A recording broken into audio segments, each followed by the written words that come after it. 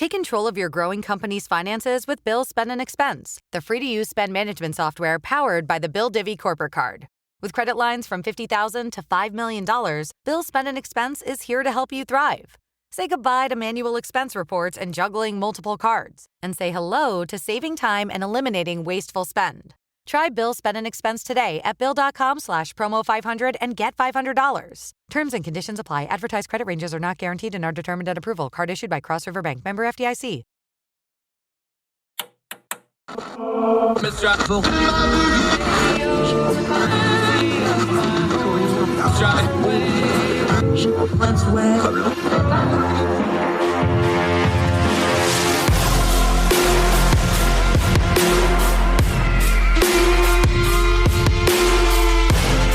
With your host, Andrew Donaldson. This is Heard Tell. Welcome back to Heard Tell. Okay, this is going to be fun because I love when you can tie history and policy together into a current event and a current problem. We're going to do that right now. Neetu Arnold is joining us, another of our great Young Voices contributors. How are you, ma'am? Thank you so much for the time today. Yes, thank you for having me. I'm excited about talking about this subject. I am too. She's a senior research associate at the National Association of Scholars. That needs an acronym. I'm just saying. And she's the author of Priced Out: What College Costs in America. But we're going to talk a little policy here. You're in the Wall Street Journal. Great get. Congratulations. Still haven't heard back from them yet. I'm available. The title alone gets my attention on this. A Cold War program gets hijacked. We're going to talk about the National Resource Centers. Let's start big picture before we zoom in on the National Resource Centers, though. This is not a new phenomenon where we have Cold War programs, Cold War policies, frankly, Cold War thinking that has zombified and still lurches forward today, along with some government funding and the bureaucracy that comes with it, is it? No, not at all. And I think this is a perfect example of a program that was conceived under an emergency that has outlived its purpose. And again, with the National Resource Centers, they were founded as a Cold War emergency. This was in the height of the Cold War. Sputnik was launched by Russia, or the Soviet Union, actually.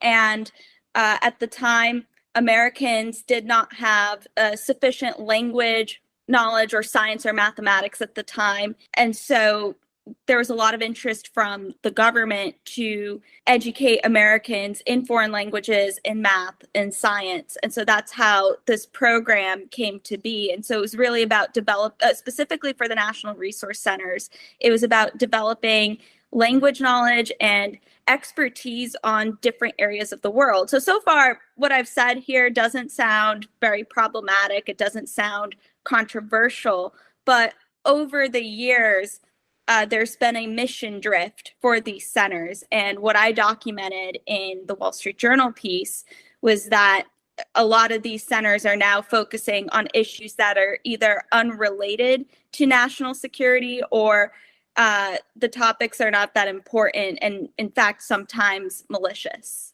Yeah, Neetu Arnold joining us. It hits me, staying big picture for just a second before we get into the specifics of the NRC. Everything you just said, you could swap out the Soviet Union and say China, because we've been discussing over and over again. It's like, well, China is so far ahead of us on the intellectual and academic front. They're punting out, and you can pick whichever number you believe, so many more, scientists and so many more of the higher ed people than we are. So on the surface, this is not a problem that has gone away, but that's not what these things are actually doing. And it sounds good. Hey, we need to have more knowledge of the rest of the world. Absolutely. We need to have a strong academic core to pull things like government researchers, things like government diplomats. The concept is good. Where did the concept lose track of what's going on in the real world, especially as the world changed from the Cold War to the War on Terror era to now where we have real world things like the Chinese, where they're an adversary? Right. So I really think the mission started to change after the Cold War ended. And this was a problem that many of the scholars working at these centers realized, that once the Cold War ended, the mission of the centers also ended. And there was concern that many of these centers would close. And so in the 90s, the early 2000s, there was discussions of rebranding the centers to focus more on, quote, international education. Again, they thought that maybe people could learn more about the world And there's not an issue with necessarily learning about different cultures or different customs, but its connection to national security is a little bit fuzzy. And this was the way to continue the importance of the program. And then, of course, after 9/11, there was increased interest, especially in Middle East national resource centers. And so again, more government funding was pushed to those centers specifically. But again, there's so many people before me who have documented the bias of these centers. And after the 2000s, funding got cut to many of these national resource centers. But again, we've never really gotten rid of the funding. And my argument is that, well, it's time to cut federal funding for these centers. Yeah, Neetu Arnold. Before we get into the problems, if it was a perfect thing that ran perfectly, which we know there's no such thing, especially when a government bureaucracy gets involved, what should they look like if they were functioning properly? Because it's kind of like counterfeit money. The banks don't teach people with counterfeit money; they show them the real money so they know what the counterfeit looks like. What should the real thing that works properly look like so that we know what these problems look like when we delve into them here in a minute? I mean, I think they should just teach languages, and they should focus on issues like security relevant issues to these areas with devoid from ideological activism. And that's what I really document, that's what they're doing now, that many of these centers are promoting ideological activism, primarily progressive or left-wing ideologies. So there isn't even a balance. So that's what I would say. It needs to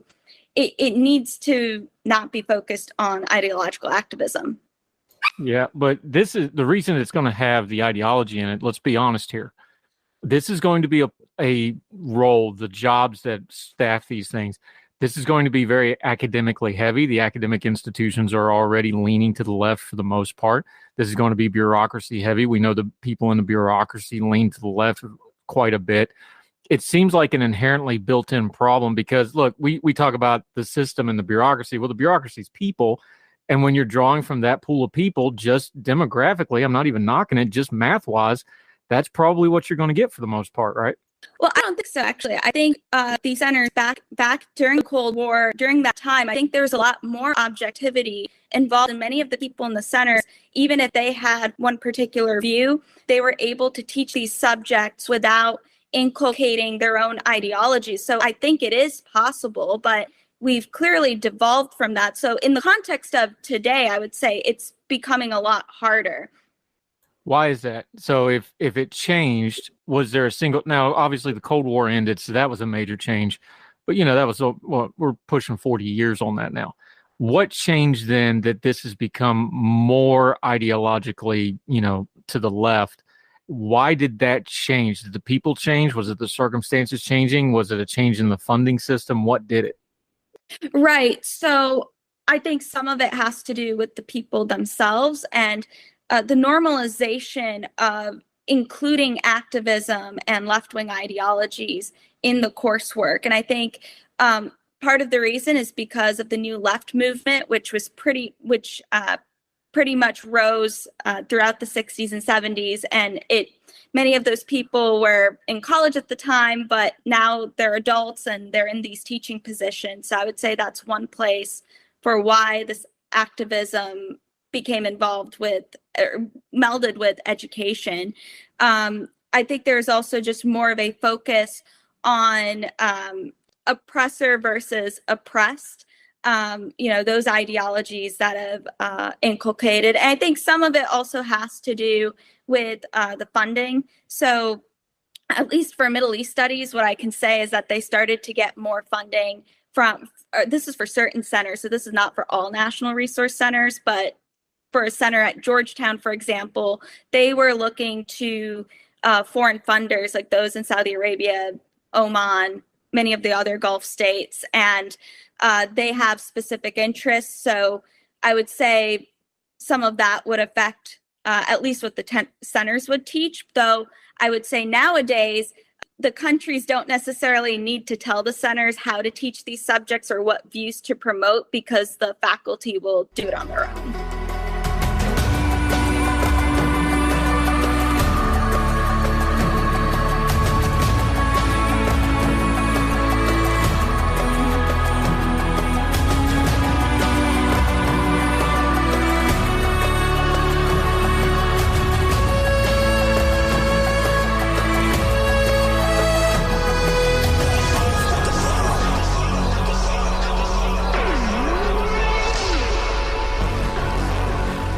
Neetu Arnold joining us.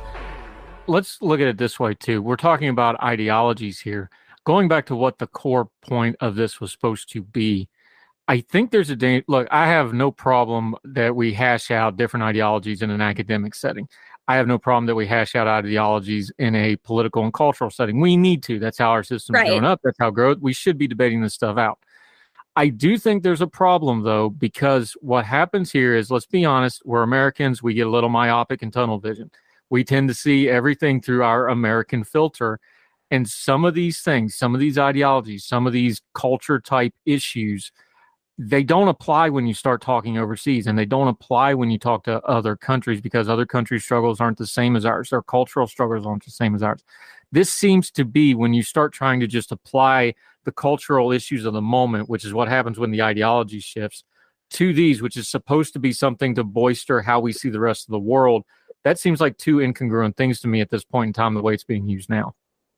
Absolutely. And I think there's a big misunderstanding of what other people from different parts of the world view different issues, and how, I don't even want to say how we view it, because I don't think it's everybody in America. I think there are many people in this country who would disagree with the way the academic establishment has gone about these issues. And I thought a good example of what I saw here, this disconnect, was when Stanford University's Latin American Center, which again is supported through federal funds, it receives federal funds, decided to host a webinar on how we could use picture books to promote LGBT advocacy for Latinx.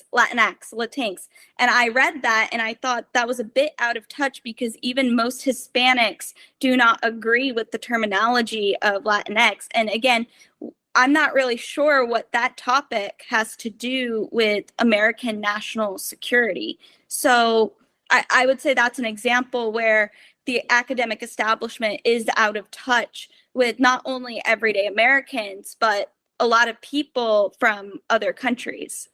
Yeah, Neetu Arnold joining us. There's two things that you point out in your piece that have changed dramatically that you use to bolster your argument here. I'm going to take them in turn. One, you talk explicitly about. The other one's kind of hinted at, but I want to flesh it out a little bit. The first big change from 1958 is a pretty obvious one, because it's how we're talking right now. We have this thing called the internet now. Yes. 1950s, everything's still in books. Encyclopedias is the big thing. Very different environment, very different cultural environment, very different communication environment. The world is way more integrated. People's knowledge of the world is way more integrated. That's something that hasn't been updated in the way the NRC sees their primary mission, is it? I agree with that. And that's why I say that we're not limited to just the physical classroom or these national resource centers anymore. I think the internet, love it or hate it, it's been a way to connect people, and people who want to learn about different cultures could easily go on YouTube and watch some YouTubers. And I get that the criticism might be, well, there could be disinformation. How do you know what's true and what's not? And I think we have to have a little bit more faith in people that they can evaluate what's true and what isn't. You go on YouTube, if something is false, people in the comments will easily let you know. And I think it can be a good platform to see other cultures as they are, like in their actual environment, free from the political correctness of the universities. It can allow people to make their own choices, make their own, or come to their own opinions about the way the world works. Yeah, Neetu Arnold joining us. The other one, and you kind of hinted and talked about a little bit, but I want to really bring it out here, is we, the American people, have changed. We just had the new census data come out.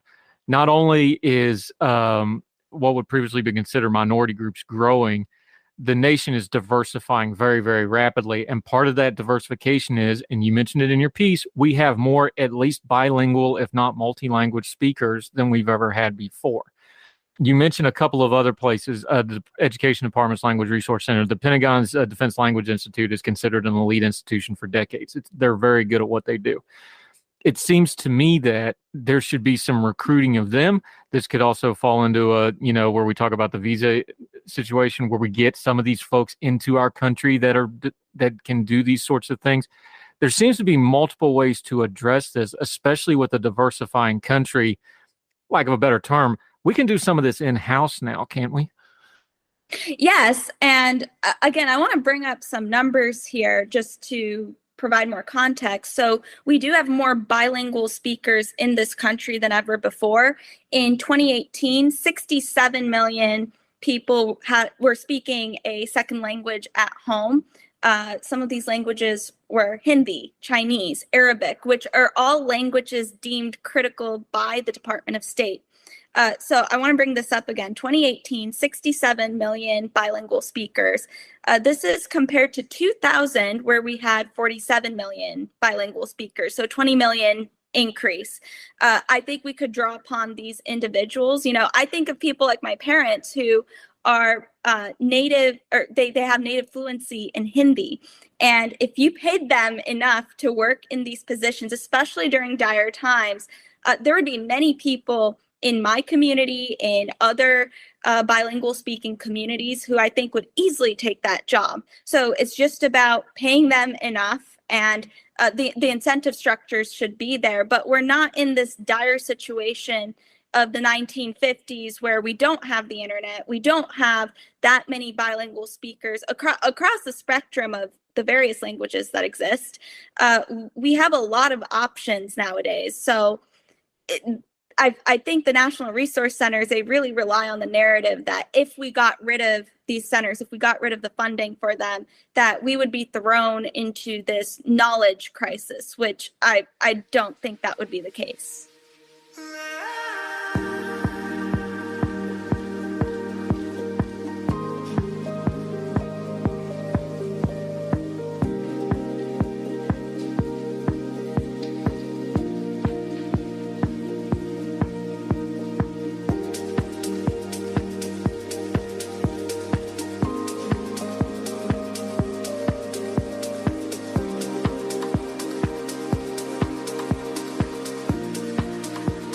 Right. So as usual, when you're dealing with a government program or a government institution you're dealing with funding and you're dealing with power structures, because people don't want to give up their little hamlet of power, right?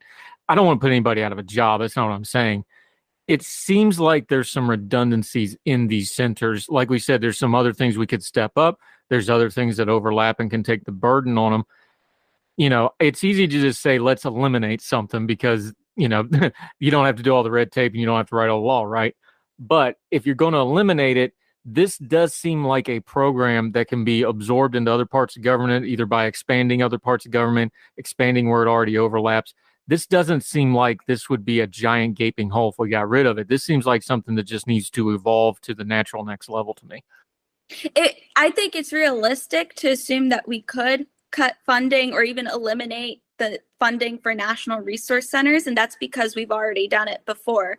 In 2010 or 2011, there were major cuts to Title VI funds, which is some of the funds for the national resource centers. I believe it was a 40% cut, which is major for federal programs. And my view is that if we could do it once, we could definitely do it again. And as you say, there are redundancies here. So again, either we cut the funding or some of those funds could just go to other departments, but there is no reason to have these redundant institutions, especially when they are not teaching things that are relevant to national security. Yeah, Neetu Arnold joining us.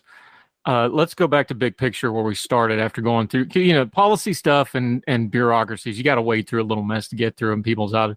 Let's go back big picture for a second, because I think it's a fair criticism that the worldwide literacy of the average American is probably not where it should be, as far as, our place in the world, how the rest of the globe does things, how other cultures do things.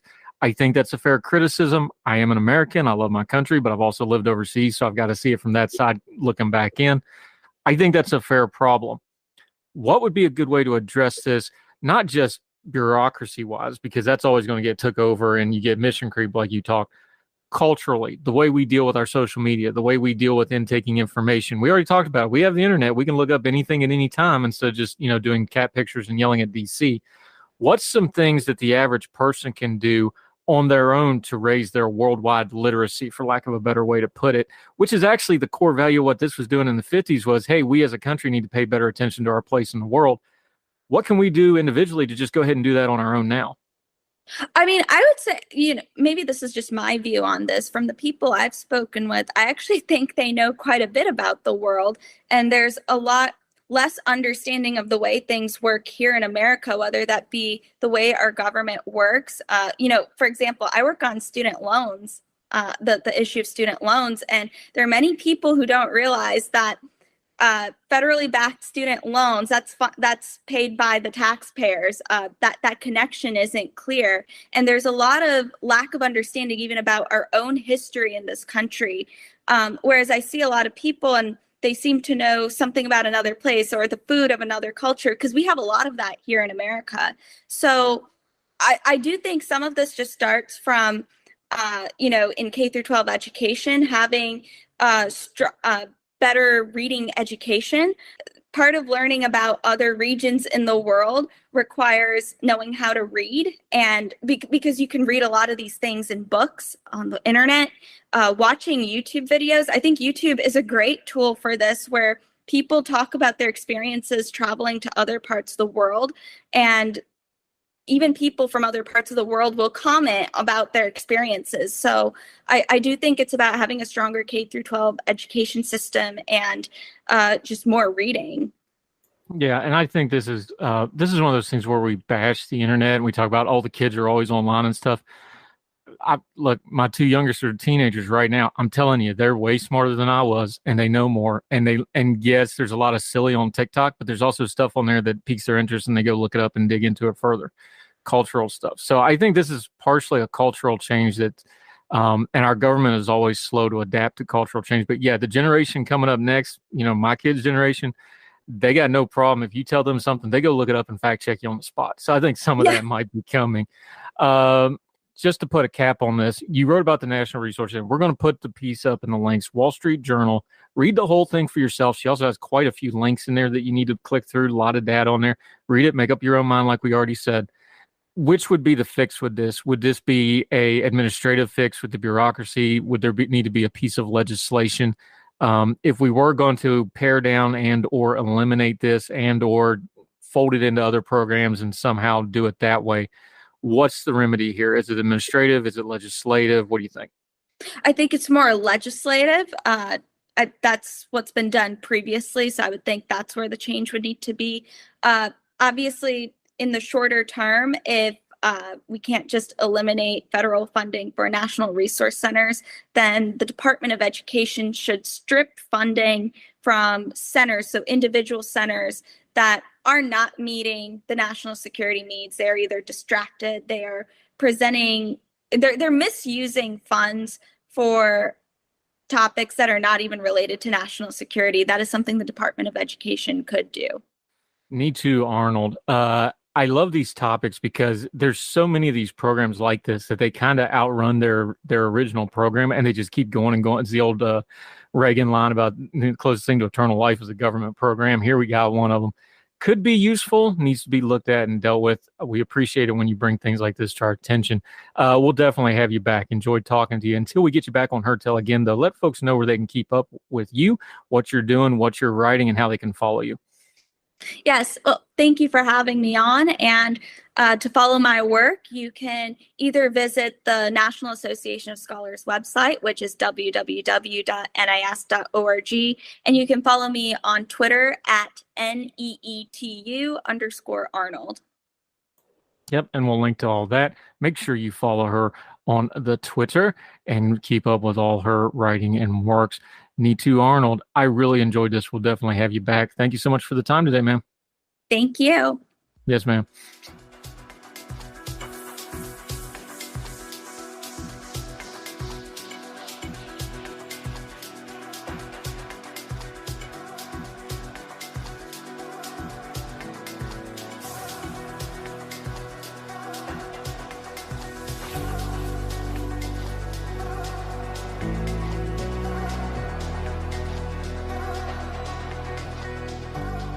Welcome back to Hertel. I'm Andrew Donaldson. Thank you so much for giving us the most precious thing you have, your time. That's why we do what we do here on Heard Tell. We turn down the noise of the news cycle, try to talk about things that matter, try to ignore the things that don't, or get to the bottom of them and try to find if there's anything in there worth talking about. And we discern our times by having good information, talking to knowledgeable guests. So glad you're with us. Appreciate it. There's an old saying that when it comes to the workplace, you should never talk about religion or politics, especially not together. Of course, that's kind of a fairy tale. You can't separate those two. Why? Well, religion is a study of what people believe, how they see themselves, how they see life itself. Politics is how people govern themselves, how they see their worldview, and how they see their interactions with other people. People are important because they are the most precious things on earth. It's the only things we can't replace. Once you're dead, you're gone. Can't bring that back. And our perceptions of how we treat other people and how we treat ourselves and how we view people is important. So no, religion and politics is not inseparable, no matter how much you may want it to be, how much you probably don't want to talk about it in certain work situations. I get that. I've enforced that rule a time or two when I was in charge of things. But we talk religion and politics on this show, and they go together because people are complicated. And those things feed into how they see the world, how they see politics, and how they see each other. Let's go to an opinion piece in the Washington Post. This is by Paul Waldman. Now, I don't agree with absolutely everything here, but he drives to something that I want to discuss. So I'm going to read his piece as a basis, and we're going to talk about a few things real quick. Again, these are Paul Waldman's words from the Washington Post. Constitution may forbid any religious test for public office, but where politics is actually practiced, candidates are constantly testifying about their faith, hoping we'll all see them as principles and morals, no matter our own beliefs. Yet, despite what many voters believe, there's very little reason to think there's something worthwhile about piety in politicians. A recent kerfluffle over comments by Jenna Ellis, an erstwhile Trump lawyer, current senior advisor to Pennsylvania Republican gubernatorial candidate Doug Mastriano, who himself adheres to odious Christian nationalist worldviews, made this question newly relevant. Ellis responded to a recent Post article on Democratic nominee Josh Shapiro's Jewish faith by tweeting that, quote, Josh Shapiro is a secular Jew in the same way Joe Biden is a secular Catholic, end quote.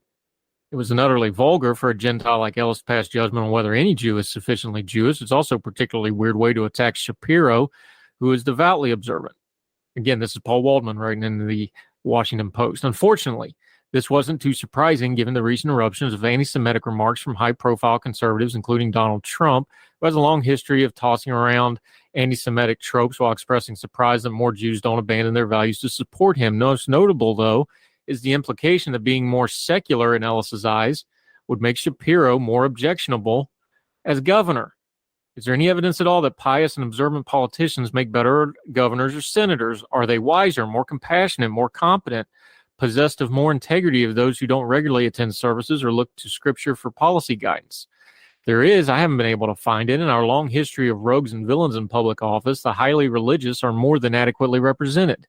As in the rest of society, there's no pattern in which the corrupt are more likely to be secular and the moral more likely to be religious, either personally or in their official capacity. Again, this is Paul Waldman's writing. I'm going to talk at the end of it, but let's go through this first. And there are plenty of less religious office holders carrying the quantities that the faithful is supposed to bring. Take somebody like Bernie Sanders, who, unlike Shapiro, happens to actually be a secular Jew.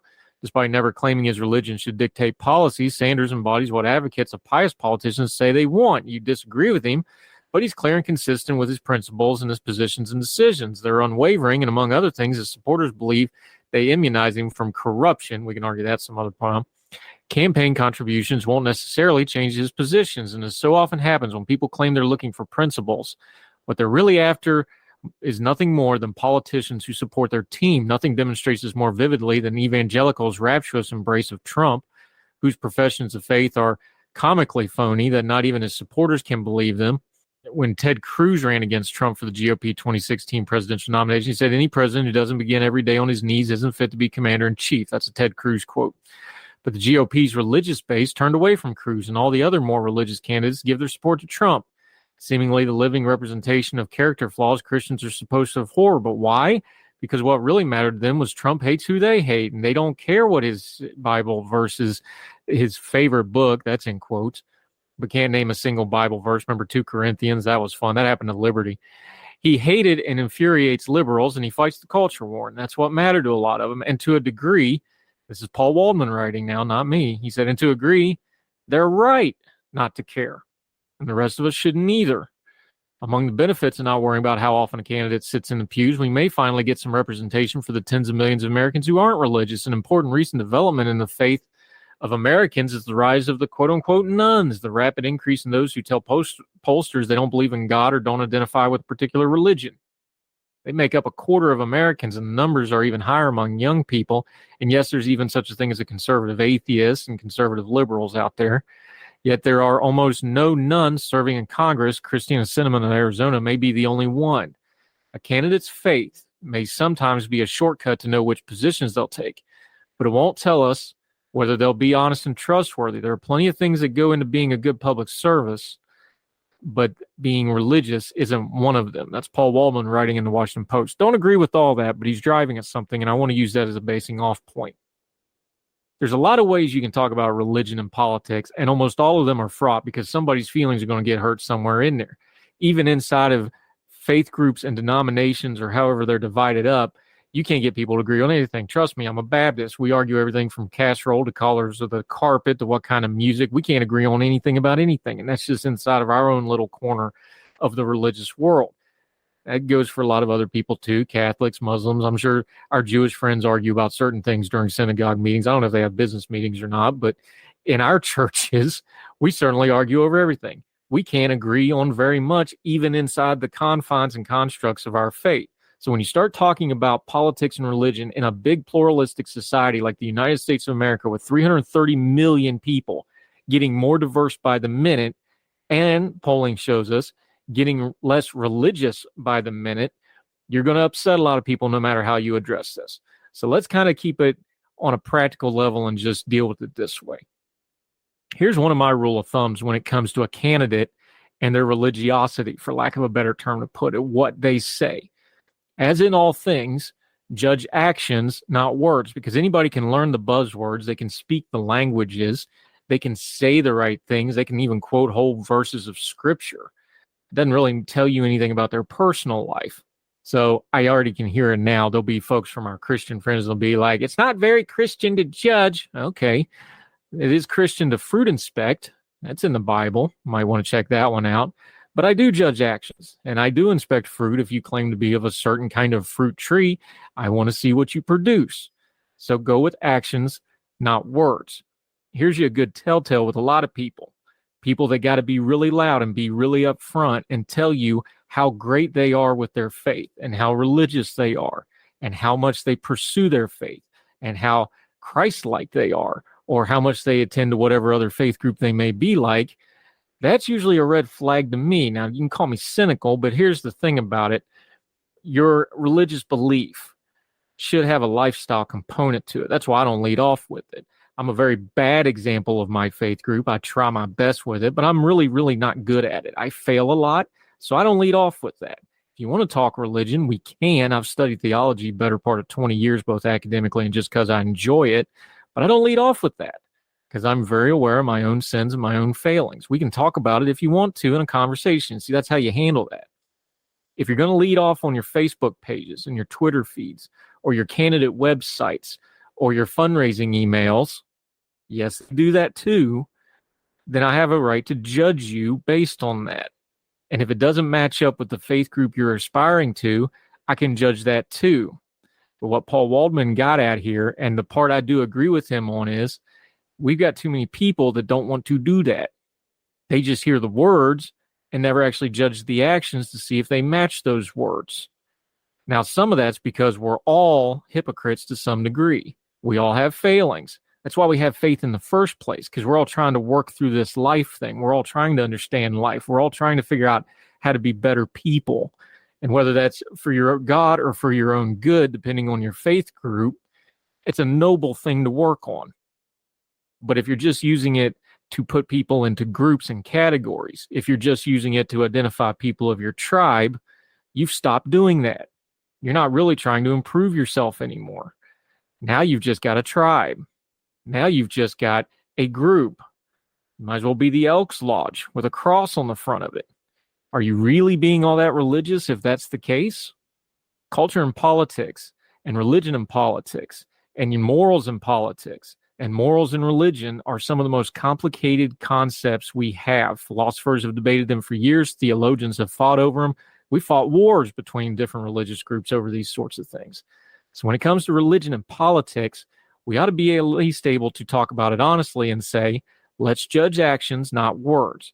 Your buzzwords don't impress me. We have internet and Google now. Anybody can find those. What does your actions tell me? And fair enough, just sitting in a pew doesn't make you religious, or going to synagogue, or going to Friday prayers, or whatever other religious group you are. Fair enough. Everybody can do that. Going to Walmart doesn't make you a Walton. I get that. What does your life say?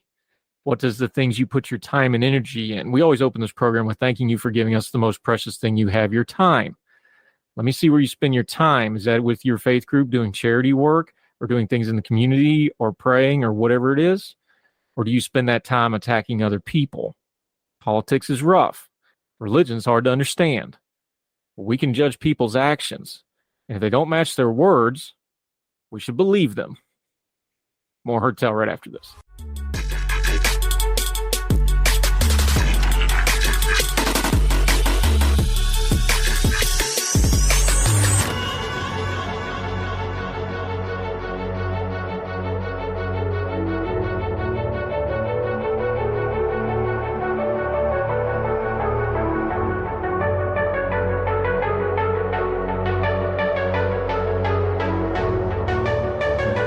Welcome back to Heard Tell.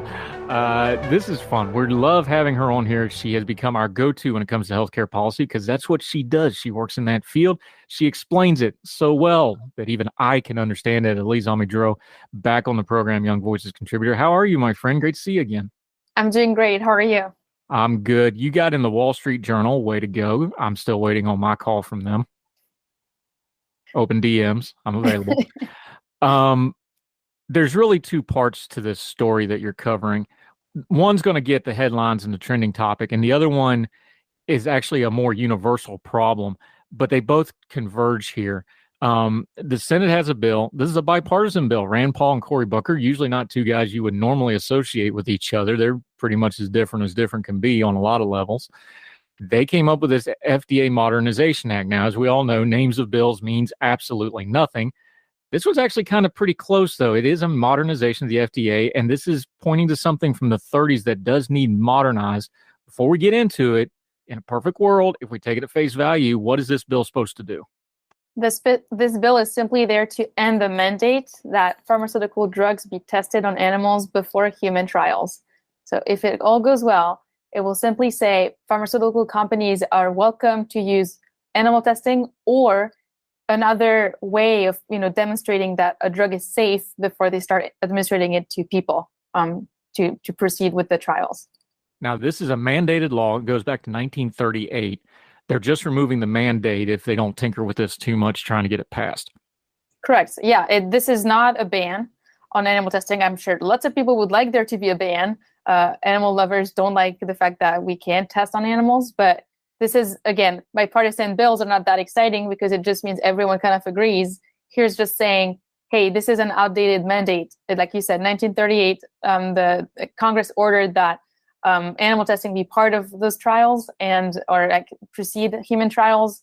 And now that we've developed much better technology to test drugs, we no longer need to rely on human testing, on animal testing to be able to test the safety of a drug before we administer it to people. So we're just saying, you do it, you don't do it, it doesn't matter to us as long as the drug's safe. Yeah, we'll touch on the animal testing part because that's the one that probably that's the one that's going to trend on Facebook. It's like, oh, let's talk animal testing because people react to that strongly. Big picture wise, and you do a good job of laying this out in the piece. Can we just stop? Because we skip over numbers and don't.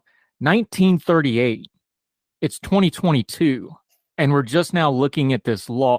How many laws are on the books like this from the 1930s? We dealt with another guest yesterday. We were talking about a law back from the 1880s that was put into effect to we covered it out in Colorado where they were trying to shut down a Rocky Horror Picture Show with a law from the 1880s about, public nudity.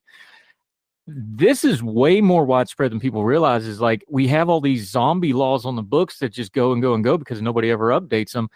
That's actually a more universal problem and something that is in the purview of Congress and state legislatures to do. They don't do it very often. Right. And I will put that out there first. I have nothing against old laws. I think laws should actually last a long time because it's hard to pass a law. It's hard to implement it, and it affects lots of people, right? So we want good laws to be passed and then to be there so that we can rely on them. The problem is when a law is so specific that it mandates the use specifically of a technology that's going to be out of fashion, outdated very quickly, then we waste our time. And actually we can have bad consequences come from those laws. In this case, the mandate to do animal testing first, as we were just talking about, huge impact on animals. But then also, as it turns out, animal testing is less and less a good way of testing the drug's safety. And as it turns out, many drugs that do well in animals are actually toxic for humans. So what made sense at the time was a technology that was all we had, right? In the 30s, all we had was animal testing. We barely had human blood testing, right? So the science then was so, primitive compared to what we have today. But by enshrining the very specific technology that drug companies have to use into law, we end up with an outdated law like that we can repeal finally, hopefully, decades later. So that's the issue, is when we try to be so specific about the technology and the particulars of a process that we run into those issues of outdated, harmful laws. Elise Amez-Droz joining us. Just to put it in perspective, though, you just brought this up. Medical science changes really, really fast.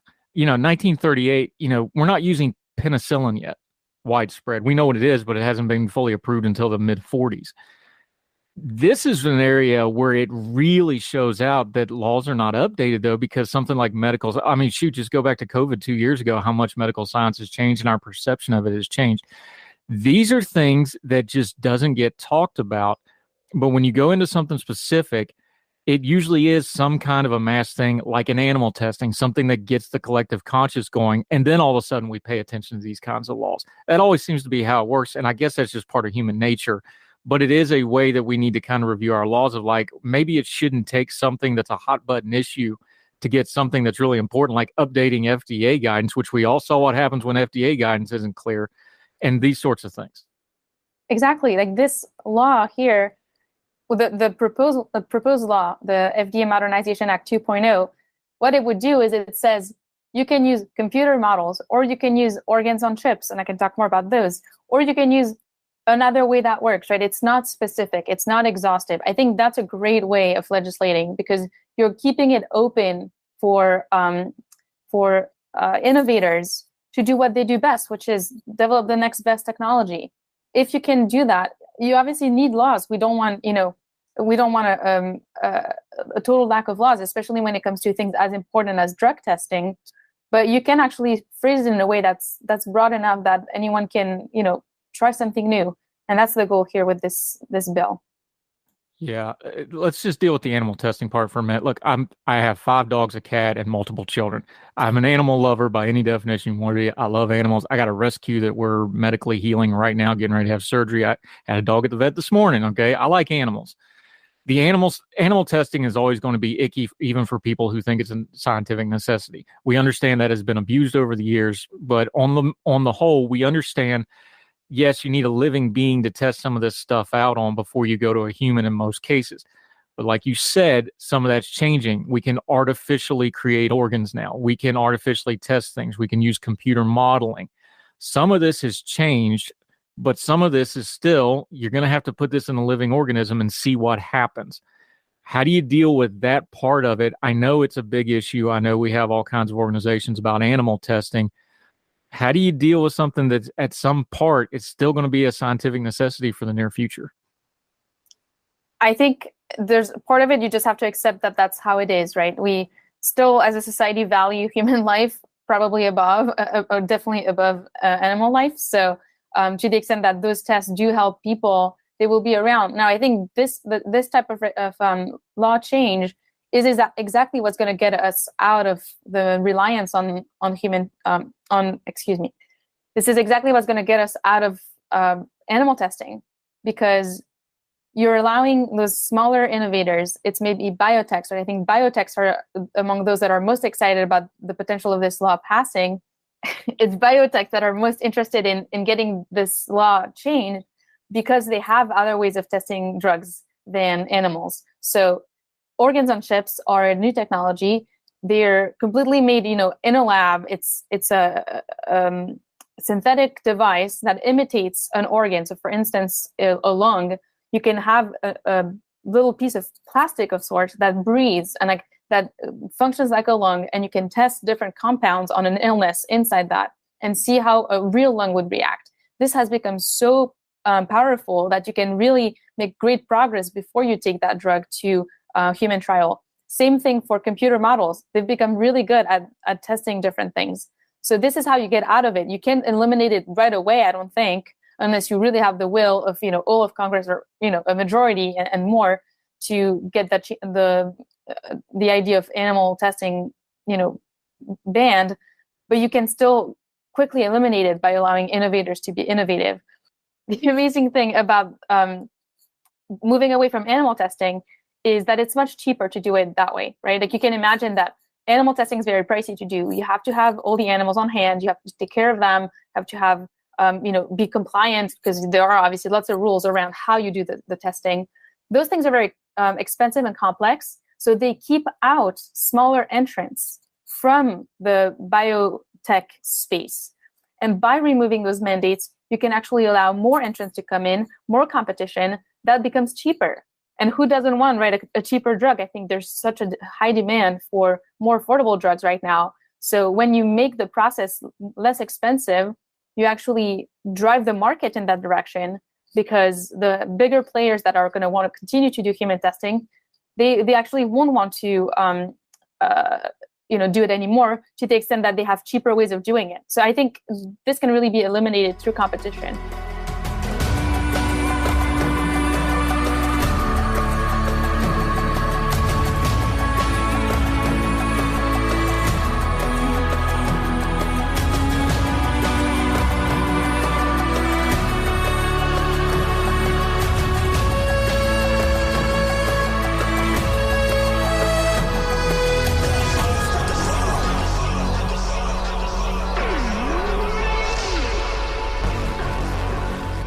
Yeah, Elise Amez-Droz joining us. There's another component to this, and you talked about the cost of it. The reason these drugs are so costly is because the R&D is astronomical, and some of that's regulation. We've talked to you about that before, and we'll debate it some other time. But on top of that, and on top of the moral argument, there's a thing about doing these drugs where it just takes forever to get it through the R&D and the process, and then the approval process with the FDA. Part of removing these mandates, this will also speed up getting these drugs through the process, not in an neither one of us can talk today, not in an irresponsible way, but just by removing a layer of testing, or maybe allowing a technology that's a little bit faster and a little bit cheaper. This also speeds up a process that, for far too many people that are waiting on the next wonder drug or the next miracle drug, maybe years or even a decade away. This speeds up the process, doesn't it? It does. It makes the process smoother, less expensive, just faster. That's one big advantage. The other advantage, and this is something that I don't think gets a lot of attention, but when you start human trials, people start taking the drug, right? You have the placebo group that thinks they're taking the drug. I mean, they are not actually. And then you have the people who are really trying the drug. And in any case, when the drug doesn't turn out to be powerful, and maybe when it turns out to be toxic, you've given hope to all these patients that a drug is making it to human trials. Like, people are expecting something to happen, and they can get very excited at the prospect of finally finding relief. And I think by encouraging innovators to get in this space, because it's now less expensive, you have more patients that are going to be able to access drugs that potentially work. And I think that's really exciting too. Yeah, Elise Amez-Droz joining us. I think you're in part to this piece. Again, it's in the Wall Street Journal. We're going to link to it. Read the entire piece. It's excellent. I think you bring up, going back to that wider point about regulation for just a second, I'm going to quote you here. You say, this mandate should serve as a cautionary tale. Enshrining state-of-the-art technology into laws risks undermining the development of a better method. We should take the long view legislating. I doubt anybody in 1938 thought it would be 2022 before anybody reviewed this law. We see this in other areas. We see this with the EU doing the USB-C mandates. We see it in the medical field. We saw it during COVID where we found out, hey, maybe some of that mandated stuff doesn't really need to be mandated if it's an emergency. You can pick anything you want. It's a general problem we have is we want to legislate for the now without the long view in mind. That really is a good lesson to take from this beyond the animal testing and beyond the length of, these quote unquote zombie laws that stay on the books for years. We just don't do a real good job of unintended consequences and what a law may look like 20, 30, 40 years from now, do we? We sadly don't. And this is really my wider point, and maybe something that I care about people taking away from this story is we can always do better when it comes to legislating for future generations. We have to believe that people are going to come up with better ways of doing things than we currently have now. And we also want to keep the economy dynamic. There's no reason for us to protect the current industries, and that's usually where those laws are from, right? Like there is an industry around specific mandates, and they will lobby for those mandates to be included in law because they profit from there being a mandate that benefits them. And so the more we move away from this highly specific, technology-specific language and toward a more open model of innovation and a more flexible, way of competing, we actually end up with better laws and a more dynamic economy that allows everyone to come in and innovate and flourish. Yeah, and if there's one sector of society and technology that you do not want to stagnate, it is medical technology, because you need it to continue to grow and push boundaries and find cures for. Look how far we've come on so many medical fronts. And, unfortunately during COVID, people started pulling back a little bit. And now we're seeing what happened with things coming back. You never want to stagnate with medical stuff. So it's very important our government doesn't do that as well. Elise Amez-Droz, always love having you. You explain this stuff way better than I can. And I always learn something talking to you. This is a great piece. You're right. This is a bigger issue. I look forward to you writing and covering some more. So until we get you back on Heard Tell again, let folks know where they can keep up with you. This piece will be in the Wall Street Journal, but let them know what else you have going on as well. Absolutely. So currently I'm studying single-payer systems around the world. So this is going to be my next focus for a little bit. But in the meantime, you can catch my writings on LinkedIn. Simply, that's the only place I am active on social media. And my name is Elise, Elise. And last name is Amez-Droz. Yep. And for those of you like me who have trouble with silent letters, it's on the lower third graphics on the YouTube. We'll also link to it in the notes for all the podcasting folks. Elise, always enjoy our conversations. Look forward to having you back soon. Thank you for the time, ma'am. Thank you so much. Yes, ma'am.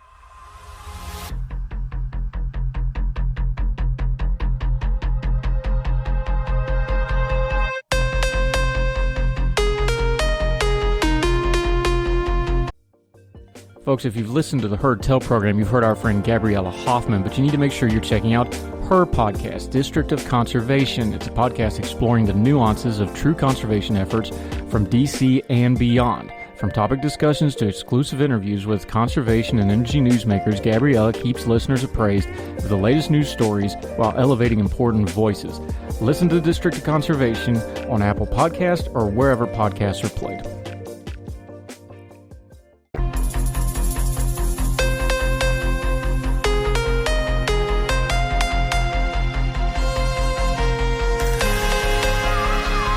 Welcome to Heard Tell. I'm Andrew Donaldson. Thank you so much for giving us the most precious thing you have, your time, and we never want to waste it here. That's why we do what we do, turning down the noise of the news cycle, getting to the things that really matter, talking to knowledgeable guests, giving you good information to try to discern the times we live in, because it's been really loud and there's a lot of stuff going on, especially in the political season.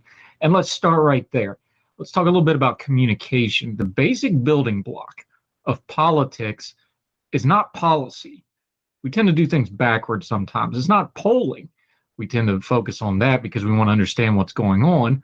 But the basic building block of politics is actually messaging. A couple days ago in Politico, and this got a lot of coverage. I was gone because I've been out west attending a family function in Denver for a couple days.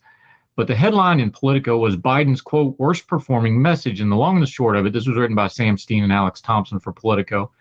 Stan Greenberg, longtime pollster and consultant for the Democratic Party going all the way back to the Clinton years, said this, quote, it's our worst performing messaging.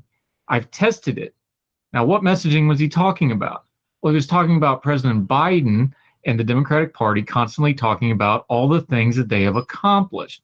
Quote, this is Greenberg, not me, Greenberg saying this. I did Biden's exact words, his exact speech, and that's the test where we lost all our leads, meaning the Democratic Party in Poland. It said to the voters that this election is about my accomplishments as a leader and not about the challenges you're experiencing. It's an article of bad faith. This is Sam Stein and Alex Thompson writing, that the party is deeply hampered by its inability or unwillingness to tout its own accomplishments. But what if that conventional wisdom was just wrong, but terribly harmfully wrong? And that's what Stan Greenberg is saying in the Politico piece. We'll link to it. Read the whole thing yourself. Make up your own mind. But let's just stay big picture for a second. The basics of politics is communication. And the basics of communication is not just saying something, but making sure it's heard and understood the way you're communicating it. Let's take politics out of it for just a second. Most of you at some point in your life have had a boss, a supervisor, a family member, a parent, a spouse, somebody in your life who wanted to tell you what a great job they were doing. Just think for a second how you took that. Did you really want to hear about what a great job they were doing? Part of leadership, I'm going to steal from my dad here. My dad always told me that leadership was getting things done. Good leadership was convincing people to get things done. And great leadership is making people think it was their idea to get it done in the first place. Well, that applies to politics too. And what it gets to the basics of the communication we're talking about here is you can't talk away what people are experiencing or feeling or thinking, even if it may not be completely attached to reality. If they're feeling it, if they're experiencing it, if they're thinking it, you can't talk them out of it. Now, there are confusing economic numbers. That's why we have economists on this show constantly to explain this stuff to us, because I don't know a lot about economics either. I know what I read. So we have a lot of different economists all across the spectrum come on the program to talk about economics.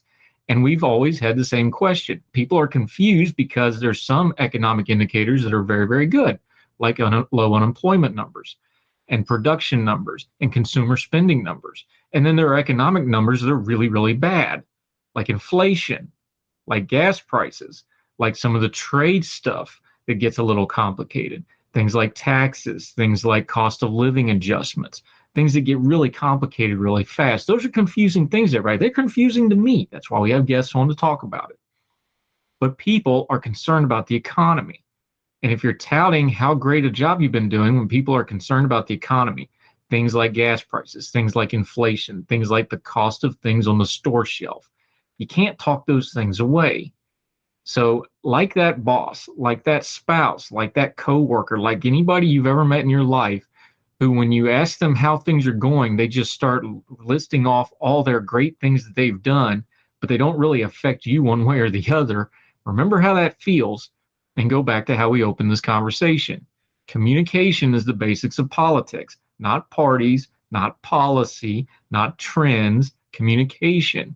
Can you get people to understand what you are either going to do for them or have done for them? When you're an incumbent in office, you have to run on your record, or you have to run on, this is why this didn't work and we want to do this instead next time around. Now, that's a lot harder to sell, so people try to accentuate the good things they've done. Every politician's ever done that. The problem is if people are hurting at the gas pump and they're hurting at the store shelves, and inflation's biting into them and interest rates start going up, which makes things cost more for them, there's not a whole lot of accomplishments of things that happened last year, 2 years ago, 6 months ago, that may not directly affect them right now, here today, that overrides that message. And you need to tool your message accordingly. So again, take politics out of it. Free advice, President Biden. This goes for Republican lawmakers as well that are running for office. Nobody wants to hear about your accomplishments unless it's an accomplishment that directly affects them. Sure, you pass spending bills. Every Congress and everybody in both parties votes for those things. I get it. But that's not really going to help folks that are worried, they're scared, they're concerned. You got to tool your messaging accordingly. This White House has had one of the worst comm shops I've ever seen. And we just sat through 4 years of Trump, who was a live wire where his comm shop had to run around behind him cleaning up almost everything he said. Some of that's happening now with President Biden. It's baffling. Some of it's because people like Ron Klain spend too much time in their media bubble instead of dealing with how most people feel. Again, I'm going to repeat, I'm going to emphasize, communication is the basics of politics. And if you fail communication, all the policy in the world isn't going to make up for it because you've already lost the people and they're not going to be listening anymore. Politicians, office holders, policy wonks, commentators, adjust accordingly. Can't communicate. What you're saying will not matter. More Hertel right after this.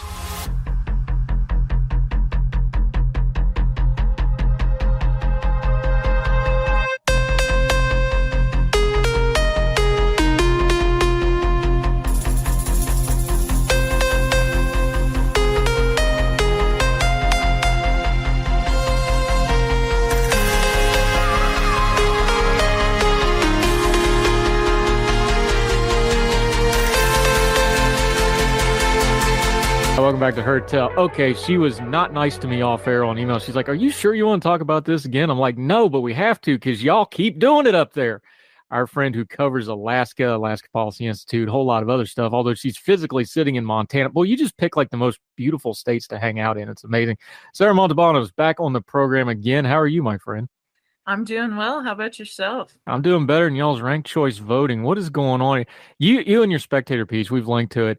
You just come right out and call it the shambles that it is here. I'll use your verbiage. Alaska's ranked choice voting was a fiasco, and the places like Nevada should take note. We've gone over this a little bit, so let's just start with the big picture part of this. Is it an idea problem, or was it an execution problem, or some ratio thereof? This is definitely a structural problem with ranked choice voting. Fair Vote and progressive cheerleaders like those organizations, they say that it mitigates vote splitting, minimizes strategic voting, and even reduces political polarization. But the truth is that all of these things are baked into the process, and I think it makes it a lot worse than a single vote system. Now, part of the problem here was you had, of course, the long-term congressman died in the middle of this. So you have back-to-back elections for the same seat, which really confused everybody on a lot of levels. You've also talked about just physically here. The way the ballot was laid out was kind of a mess. The fact that you're voting on, to fill the seat and then you're turning around and voting for the longer term, basically at the same time with a couple weeks difference. Just the mechanics of this thing got really messed up. And I know people want to talk about the political theory and ranked choice voting and the pros and cons of it. Just the basics of filling out the ballot and getting it in people's hands to vote. That's the simple part of this that really seemed to fail and break down before you get to any of the theory, right? Absolutely. Yeah, it was extremely confusing, I think, for a lot of people. And what's worse is that on August 16th, the general election for the special race for House was on the backside of the ballot, which had all the primary elections, which were choose one for November that we're coming up on here. So this whole special election situation was a really odd first test of ranked choice voting in Alaska. And that was complicated by Al Gross, the nonpartisan candidate who got the third most votes in the primary. He dropped out, and so there were only 3 candidates on the special election ballot rather than 4. So it was really interesting. Just logistically, there were a lot of wrenches thrown in this time around. Yeah. Now, on the political side of this, of course, the big name was Sarah Palin trying to do a comeback. Al Gross is known from the last cycle. We'll set him aside for the minute. Mary Peltola is the one who came out of this thing. She came out even stronger in the second part of the voting. So she seems pretty secure now. Democrat. Now, Alaska's always been a little, let's just be fair, y'all a little weird politically for good reason. It's just different up there. Mm-hmm. What does people want to draw this out and is there really a lesson to learn here, or is this something that's going to be unique to not just Alaska being a little bit different, but also the chaos of this election on top of it? How strong of a candidate is she really? Is she going to have staying power when they kind of figure this out and we have a more quote unquote normal election, whatever that means here in 2 years when she comes up again? Yeah, so she's actually on the ballot this November, and we're basically rerunning the same House race with the fourth candidate being Libertarian Chris Bai. So we were looking again at Palin, Begich, Peltola, and Bai. And, the early polling says Peltola's, getting, 45% or so of first choice votes. And then, that Chris Bai, he might be knocked out first. His votes will get split probably mostly till Peltola, and that almost gets her to where she needs to be for a majority. So I think, she really wasn't well known in Alaska before she was, put up on this election, this early special election ballot. And I think people really rallied behind her, especially because Gross dropped out and he endorsed her, and he's not running again in November. So that's a big part of it. I think she'll be able to perhaps keep her seat, which is going to be odd to have a Democratic representative from Alaska. But we've always been a little independent minded. Speaking of independent minded, you got a quasi independent senator who ducked into this race in the last few days. Lisa Murkowski, who's always been a little bit of an odd duck politically. Of course, again, it's Alaska. It's just different. Of course, we know she's had her fights. She's very much a centrist in whatever way you want to define that word. She basically came out and endorsed Peltola, and they seem to be working. They have at least some kind of a public communication relationship, whether it's for their own good or their own political purposes or whatever. This is a real thing. They have talked. They came out publicly. What does that do to this race, and what does that do going forward for both of them? Because, Lisa Murkowski is, of course, the name out of Alaska politics now with Don Young died. What do you make of that? That's an interesting question. I think Murkowski has always known that under ranked choice voting, she's going to do very well. I wrote an article for the Spectator World basically outlining how she doesn't really need the Alaska Republican Party to like her or endorse her in any sense in order to possibly win this election. And early polling says she's doing very well. Democrats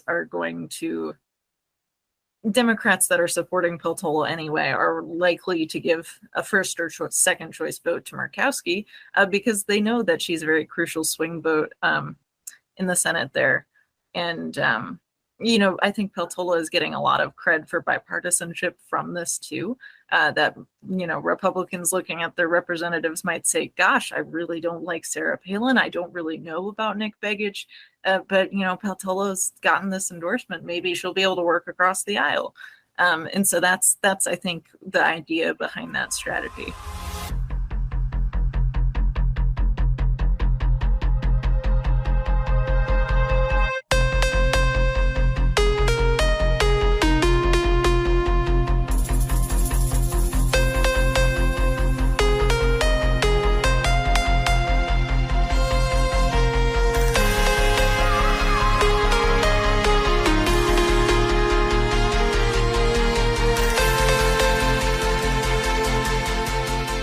Sarah Montalbano joining us, of course, a Young Voices contributor at Alaska Policy Institute. Love talking to her. She goes all the way back to our radio days before we were actually even doing her tell. You're one of my original radio guests. You've been around for a little while. Let's talk about the ranked choice part of this for just a second, though. A lot of people endorse this as a theory. We talked about the practice of it was a little jacked up.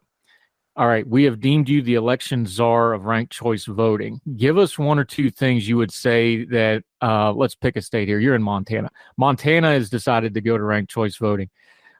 You're going to go, okay, but we saw what happened in Alaska. You need to make sure you fix what? Give us one or two of the top line items of what you got to make sure you get right if you're going to do ranked choice voting. That's an interesting question, too. The biggest problem with ranked choice voting is the fact that you can, it's a political science question, really. Ranking your favorite candidate higher can actually hurt them. And that's not a good trait of any election system. You don't want to have to think counterintuitively of, well, if I rank my candidate higher, is that going to actually, knock them out sooner or something like that? And so I would love to see, if we can't go back to one person, one vote, something like that. If ranked choice voting could be fixed that, anytime you rank your candidate, your favorite candidates higher, that's good for them. That would be really something I'd like to see, because I think the strategizing that voters have to do in order to really mobilize and think strategically about this is too much. It's not. Yeah, in your piece in The Spectator, you called it that it was unfair, and I'm paraphrasing a little bit here for brevity.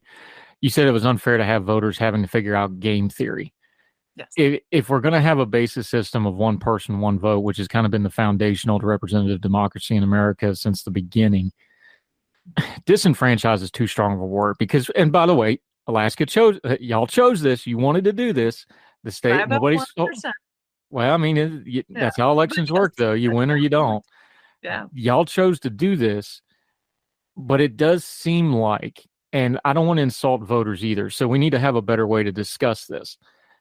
But you shouldn't have to have a scratch pad to go to vote for somebody, in my opinion, my humble but accurate opinion. You shouldn't, flipping over a ballot to get to the other part of the ballot. Sometimes it's necessary. I know our municipal elections, we have to do that. It seems like we're adding stuff on the voter that's making it unfair to the voter to make the basic decision of who they want to vote for. Is that a fair way to put it? Absolutely. We need to think about that.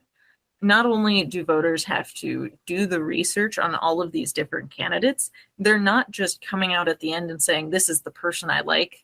They have to decide how they rank these different people by preference. And that can sometimes be a very easy choice. But that's not necessarily. And then you have to think about what's going on the rest of the ballot. I mean, you're looking at judicial seats, yes or no, a bunch of those. You're looking at ballot initiatives. You're looking at several different races, 4 candidates each. It just really starts to multiply the amount of research that voters have to do. And sometimes that's not easily available to them. You just get what is sent out in your ballot book. This is what your candidate wants you to know. And so that's not always an easy process. And asking ranked choice voting to really not only do your research and figure out who you like the most, but how you rank the rest of them. It's a difficult question. Yeah, Sarah Montalbano joining us. You phrase this because you wrote this, writing device, kind of talking to Nevada because Nevada's going to have this on the ballot. Nevada's very interesting. It's very much a swing state. It's a changing state. The demographics are changing. I know the state well. I lived in Las Vegas for several years. They're also an early primary state for both parties in the presidential elections. Okay. Now, Alaska getting it is one thing because Alaska, and I don't mean this insulting at all, it is a bit of an outlier. Y'all up there by yourself. You have different kind of politics. We're always last to submit our votes. Yeah, but it's an outlier, and it's not. Nevada is a big deal when you come to things like presidential elections. I'm worried you're going to wind up if they do this and they don't do it correctly. And Nevada's got some real challenges, I'll say, because, it is Vegas and then it's the rest of the state. And Reno to a little bit lesser extent. There's a lot of rural. The federal government owns like 80-90% of the state of Nevada. It's a strange state politically. But I'm really worried if they do a ranked choice system voting and then you go into a presidential year, we're going to get into a mess like we had in Iowa in 2020.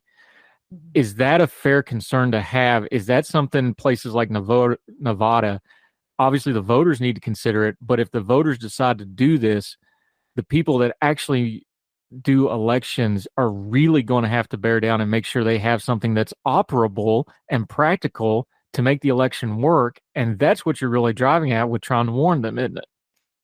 Definitely. It's a huge logistical problem. And I would remind Nevada that if you're looking to be leading these things, Alaska, we didn't tabulate our results until 2 weeks after. And that's a pretty standard timeline for ranked choice voting because you have to look at any hand counted ballots. You have to do the actual tabulations.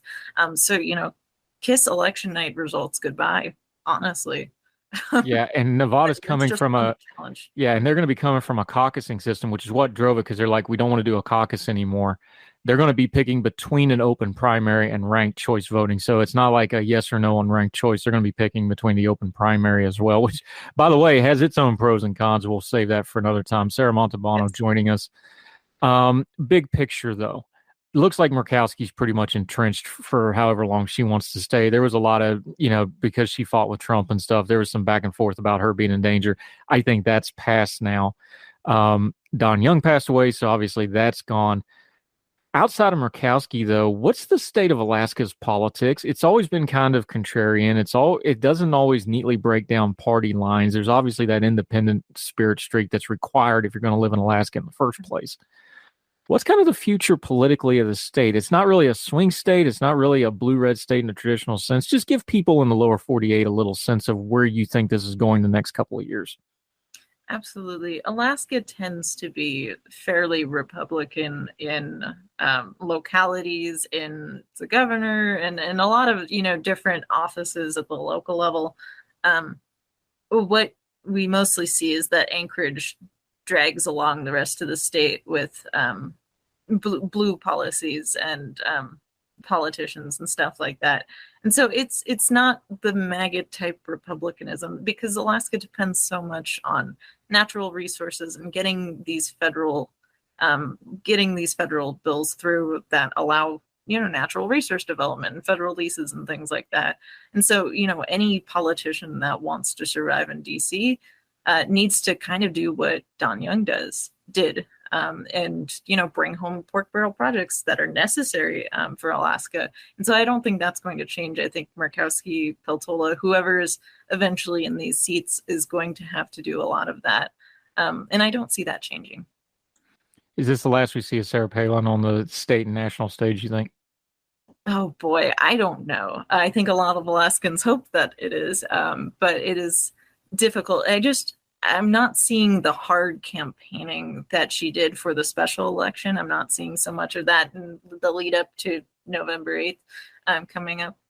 But, it's very possible that she'll disappear for 10 years. It's very possible that she will consider running for another office in 2024 or 2026. Yes. Yeah. Have to wait and see. One thing we know, we will continue to have Sarah Montalbano on the program. We love talking to her. Give folks a chance to follow you, what you've got going on, some of your writing you got going on, your Young Voices work, your policy work. Till they see you again on Her Tell, let them know how to keep up with you. Absolutely. You should find me at www.alaskapolicyforum.org. You'll find my writings about education. I'm actually an education policy analyst, not elections. You can also find me on my Young Voices talent page, where I'm the Northwest regional leader for Young Voices. Yeah, because there's nothing going on in education right now. We actually, we're going to have you back on to talk a little education, because some of the new numbers that are coming out are just startling. But it's election season, so you got to get the election out of the way. So you're doing good work, doing double duty, my friend. Sarah Montalbano, always enjoyed talking. Thank you for the time today. It's a delight. Thank you. Yes, ma'am.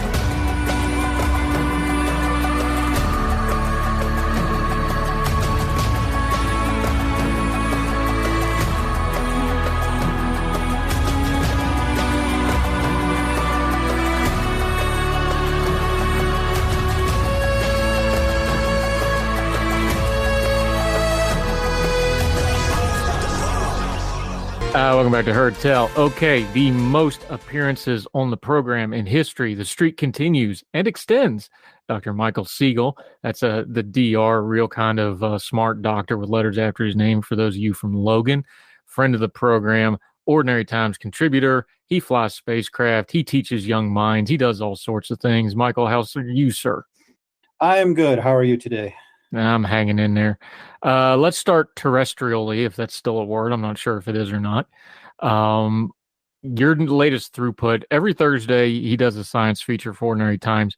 This is one we've gone over before, but it's gotten new life the last couple of weeks.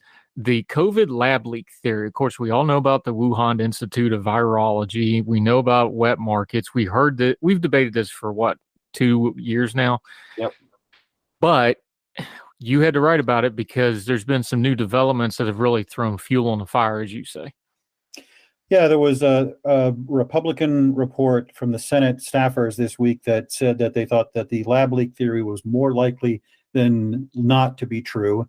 And Vanity Fair ProPublica did a publication that was based partly on that report and also from diplomatic messages that and from the Chinese government that seemed to indicate some very big problems with the operations of the Wuhan Institute. Now, we've been getting hints of that for a while, but so far there's not been a smoking gun. What you have with the lab leak theory is a lot of suggestions. And just starting from the fact that it's the Wuhan Institute, and the outbreak happened in the city of Wuhan. Now, Wuhan is a massive city, and the wet markets have been previously identified as a potential source of a viral outbreak. So that's not completely definitive. But when you dig into the Republican report, and especially when you dig into the ProPublica report, it's still just a lot of conjecture. There's no real solid evidence. We do know that Wuhan had problems with their BSL-4, Biosafety Level 4 facility, but that's not unusual. That's not really new news. This summer, there were 2 papers published in Science, though, that looked at the COVID-19 virus from a biological perspective, look at its DNA, looked at its evolution, and they concluded that a zoonotic outbreak, an outbreak from a bat or a pangolin or something like that, was far more likely than a lab leak. We're probably unlikely to know for sure, and we're especially unlikely to know for sure because China has been very opaque on this issue. Their investigations have been kind of cursory and secretive, and they're not really sharing the kind of information that they need to share so we can definitively nail this down. And we might not, even if they were, we might not know for sure. So I would say that this is a lot of smoke, but not a lot of fire. A lot of conjecture and suggestion that plays into a lot of people's priors on this.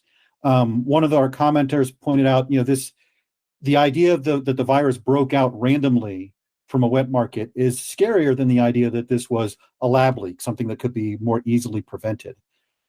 But in the end, the evidence still weighs heavily on a zoonotic origin. It's not, I would say, the lab leak is not a conspiracy theory if you're talking about a lab leak. If you're talking more of the plandemic, Bill Gates did this so we could all have 5G chips installed on us or whatever, that's a conspiracy theory.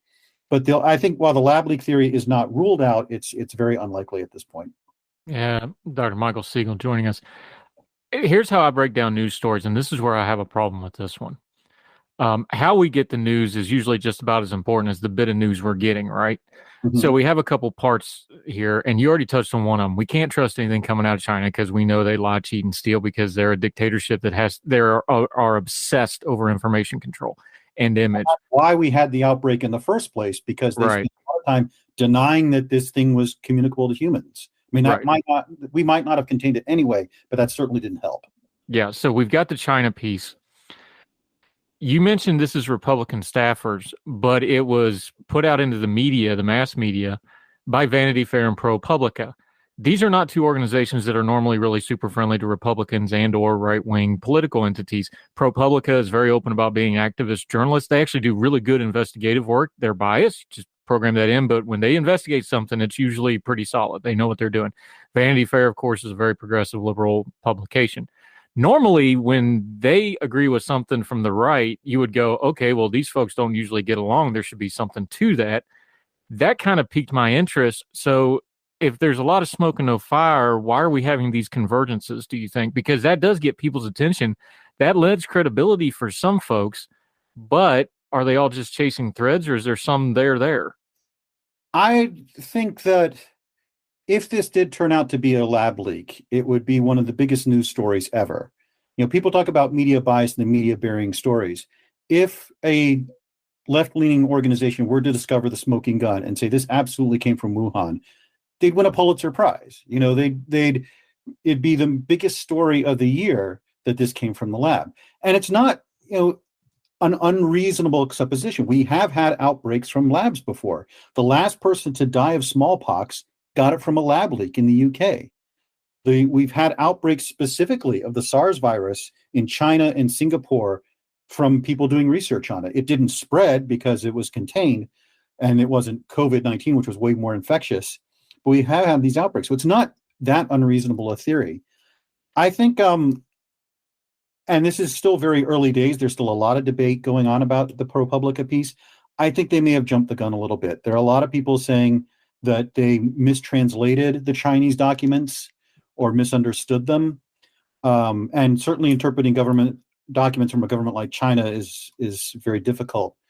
And there are a number of other people. There was a virologist who went on Twitter and put out all his criticisms of the piece that they didn't wait for before they published. So I think that they anticipated this was going to be a big story and may have jumped the gun here. Yeah, Dr. Michael Siegel joined us. You and I talked a lot because you were kind of our go-to COVID guy during the COVID pandemic at Ordinary Times. By the way, we're linking to both the Vanity Fair and ProPublica piece and also the congressional report. Read it all for yourself. Same thing Michael says in his piece. Read the whole thing for yourself. Make up your own mind. We're discussing this as if you've read it. Make sure you do your homework here because there's a lot of details involved. But we talked a lot about one of the things that really made the pandemic a mess was communication. We learned really quick that scientists and the common folk don't communicate real good. Academics don't communicate real good. Doctors don't communicate real good. And any of those three that are also government bureaucratic officials, they really don't communicate very good, right? We've established that.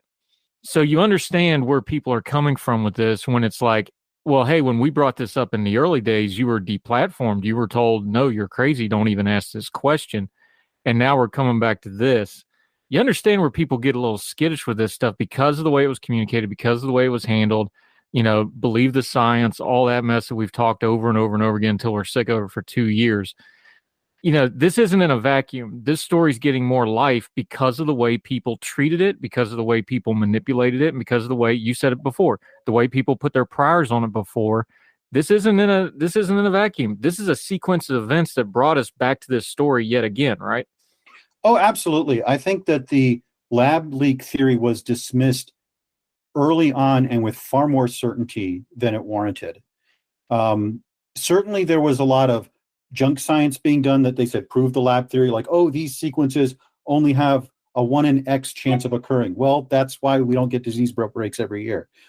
Or there were I think a lot of people were concerned that validating the lab leak hypothesis would link to really crazy conspiracy theories about a pandemic, or that China was using this as a bioweapon against the West or something like that. But I think that there was a necessity, and I wrote about it at the time, to divide between people saying this may have leaked from a lab by accident or even on purpose versus this was some giant, vast conspiracy to kill millions of people or make Bill Gates rich or whatever their conspiracy was. I do agree that there was far too early, I don't want to say far too aggressive dismissal of lumping this in with conspiracy theories rather than what it was, which was legitimate question of, hey, there's a virology institute just in this same city that researches coronaviruses. Is there a chance that these are related? All right, it now appears that it's unlikely, but I don't think you can ever rule it out. And so while I would say pandemic conspiracy theories are disinformation or whatever, or crazy, I would say that saying this came from a lab leak is, while not favored by the evidence, is not a crackpot theory at all.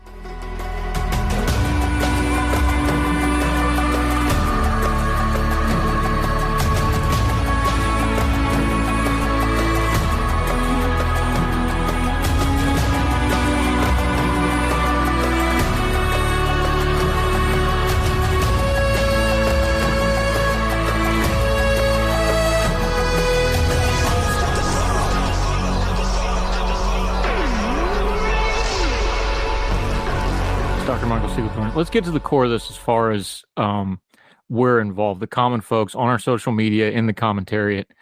This really gets to the core of how do we discuss something as complicated as this. When it comes to this disease, you've talked about it before on this program. Good science is okay with getting questioned. It's like good religion is good with getting questioned. Good politics is good with getting questioned. One of your signs of integrity is, are you okay with getting questions and handling tough questions? We just touched on the whole, believe the science. You're not allowed to ask any questions. That's not good science. At the same time, there's some line in there where you depart from, honest questions, honest skepticism. I'll say healthy skepticism, because healthy skepticism is a core part of science, right? Mm-hmm.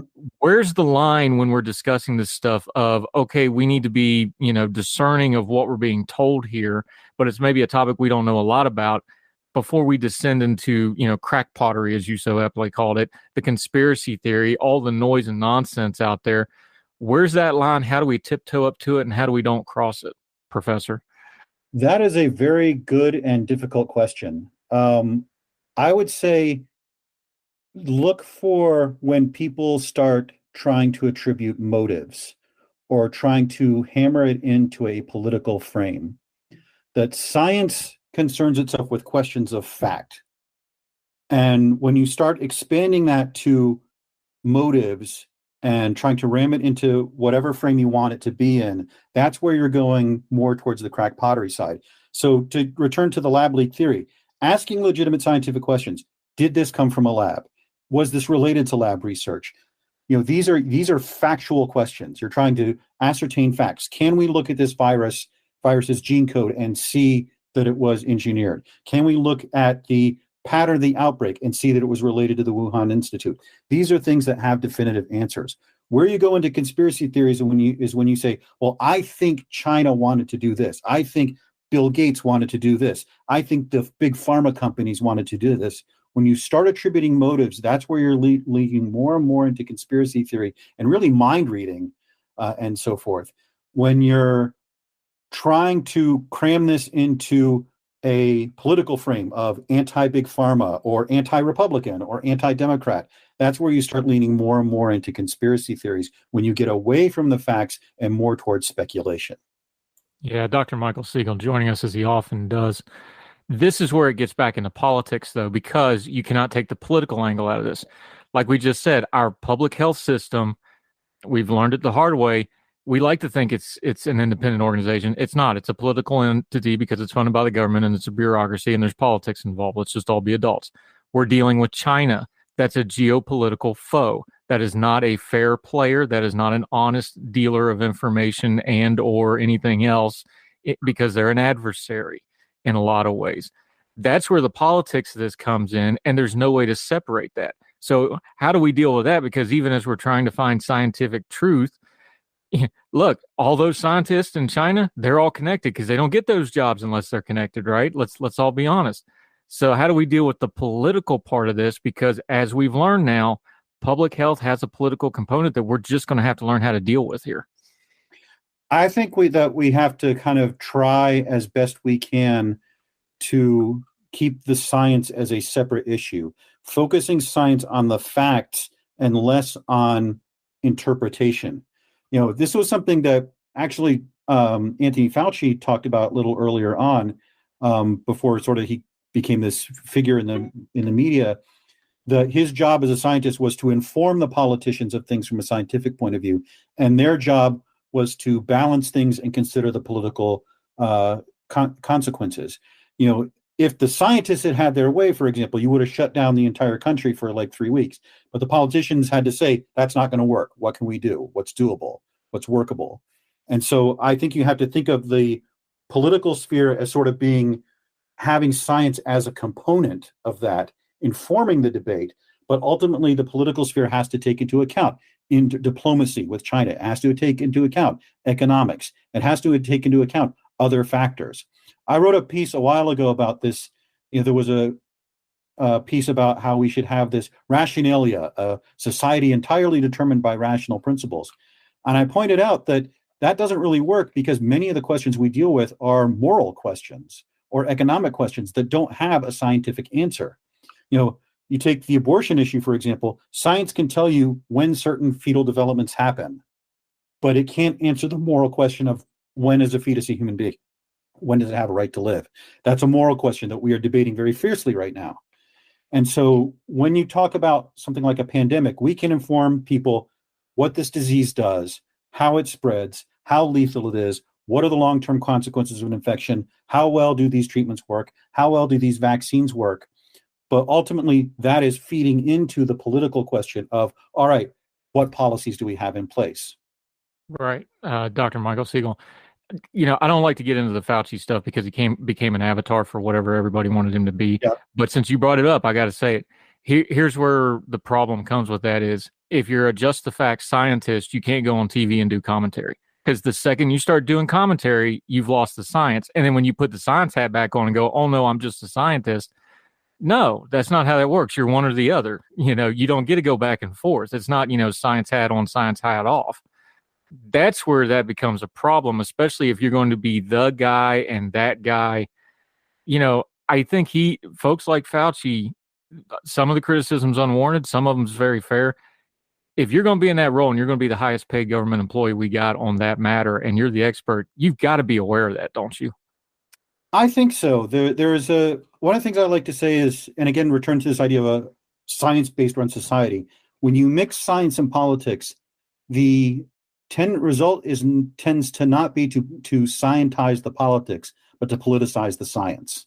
Does politics always win when it's science? Not to interrupt you, but does politics always win when it's politics versus science? Because it sure looks like it is right now. It feels like that a lot, and it gets very difficult. And just to give an example of where the politics cross the science in this particular case, when the George Floyd protests started, there was a letter that came out from a bunch of scientists saying, well, the anti-lockdown protests were bad and people shouldn't have done that because that could spread COVID. But these protests are good, so we should allow them even though there's a risk of spreading COVID.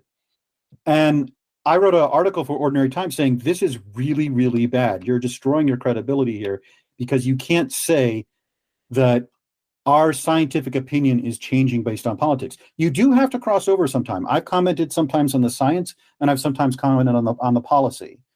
As sort of a blogger and a writer and being on Twitter. But you have to be very careful when you cross over those roles, because if there is a perception that your politics are informing the science, you're really damaging your credibility.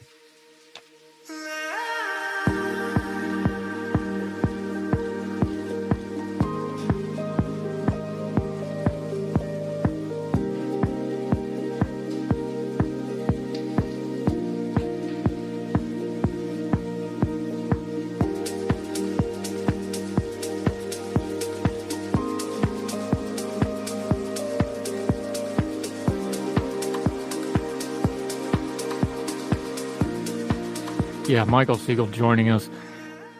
This all happened about the same time that Emily Oster piece came out in The Atlantic. If you don't know what we're talking about, we both read it. I've already commented on it. You've heard my comments on it, so I'll let you rebut here in just a second. The piece was, let's declare a pandemic amnesty. We dealt with it on this program. You can go back and listen to that episode from a couple of days ago. Basically, and by the way, the title was horrible. You need to actually read the piece, to be fair to her. I have found her to be mostly level-headed throughout the pandemic on most things. There's some things I don't agree, but she's not been a bomb thrower.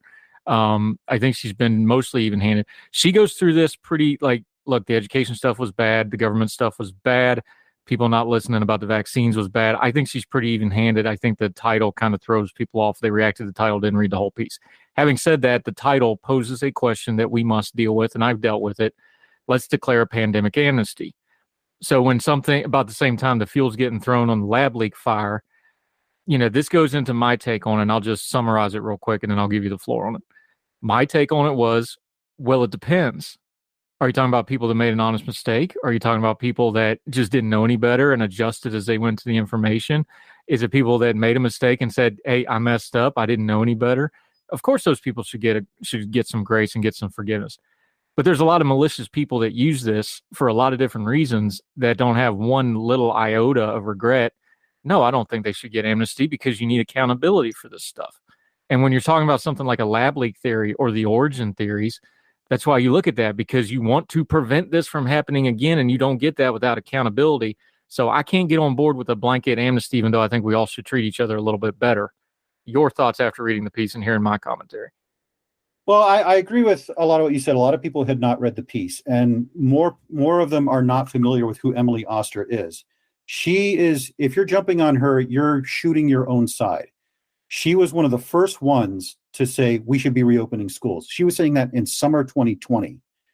She was saying, she's an economist, and she said, looking at the data, it does not look like we're getting a lot of spread in schools.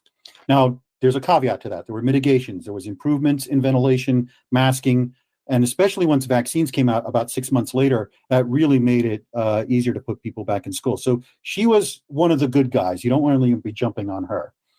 And as you point out, she's also talking about the early days. People forget what it was like 2.5 years ago, that this was kind of terrifying, that we had this disease coming out. We didn't know a lot about it. We knew it was very infectious. We knew it killed. And in the early days, we probably did overreact, because we didn't want to happen in the United States what happened in Italy. People like to say, Well, COVID only kills 1% of the people who catch it, which as though that 1% is not a lot. But that's if you're getting first-rate medical care. In Italy, you remember when they really got hit hard, they were doing triage. They were saying, this person's 80 years old, we're just going to let them die. We don't have the resources to treat everyone. This person's morbidly obese, we're going to let them die. We don't have the resources to treat everyone. And a lot of the restrictions early on were to prevent that situation from happening in America, which it did. We did not get to quite that point of triage. Now, we know that some of those were arbitrary and kind of stupid, like, she talks about beaches being shut down. Beaches were one of the safest places you could be. We didn't really know that at the time, but in retrospect, that was dumb. A lot of things were kind of arbitrary and capricious, but if you think having arbitrary, capricious overreactions to a public danger is unique to COVID, I would suggest that you're not terribly familiar with the history of American politics. We do this with everything.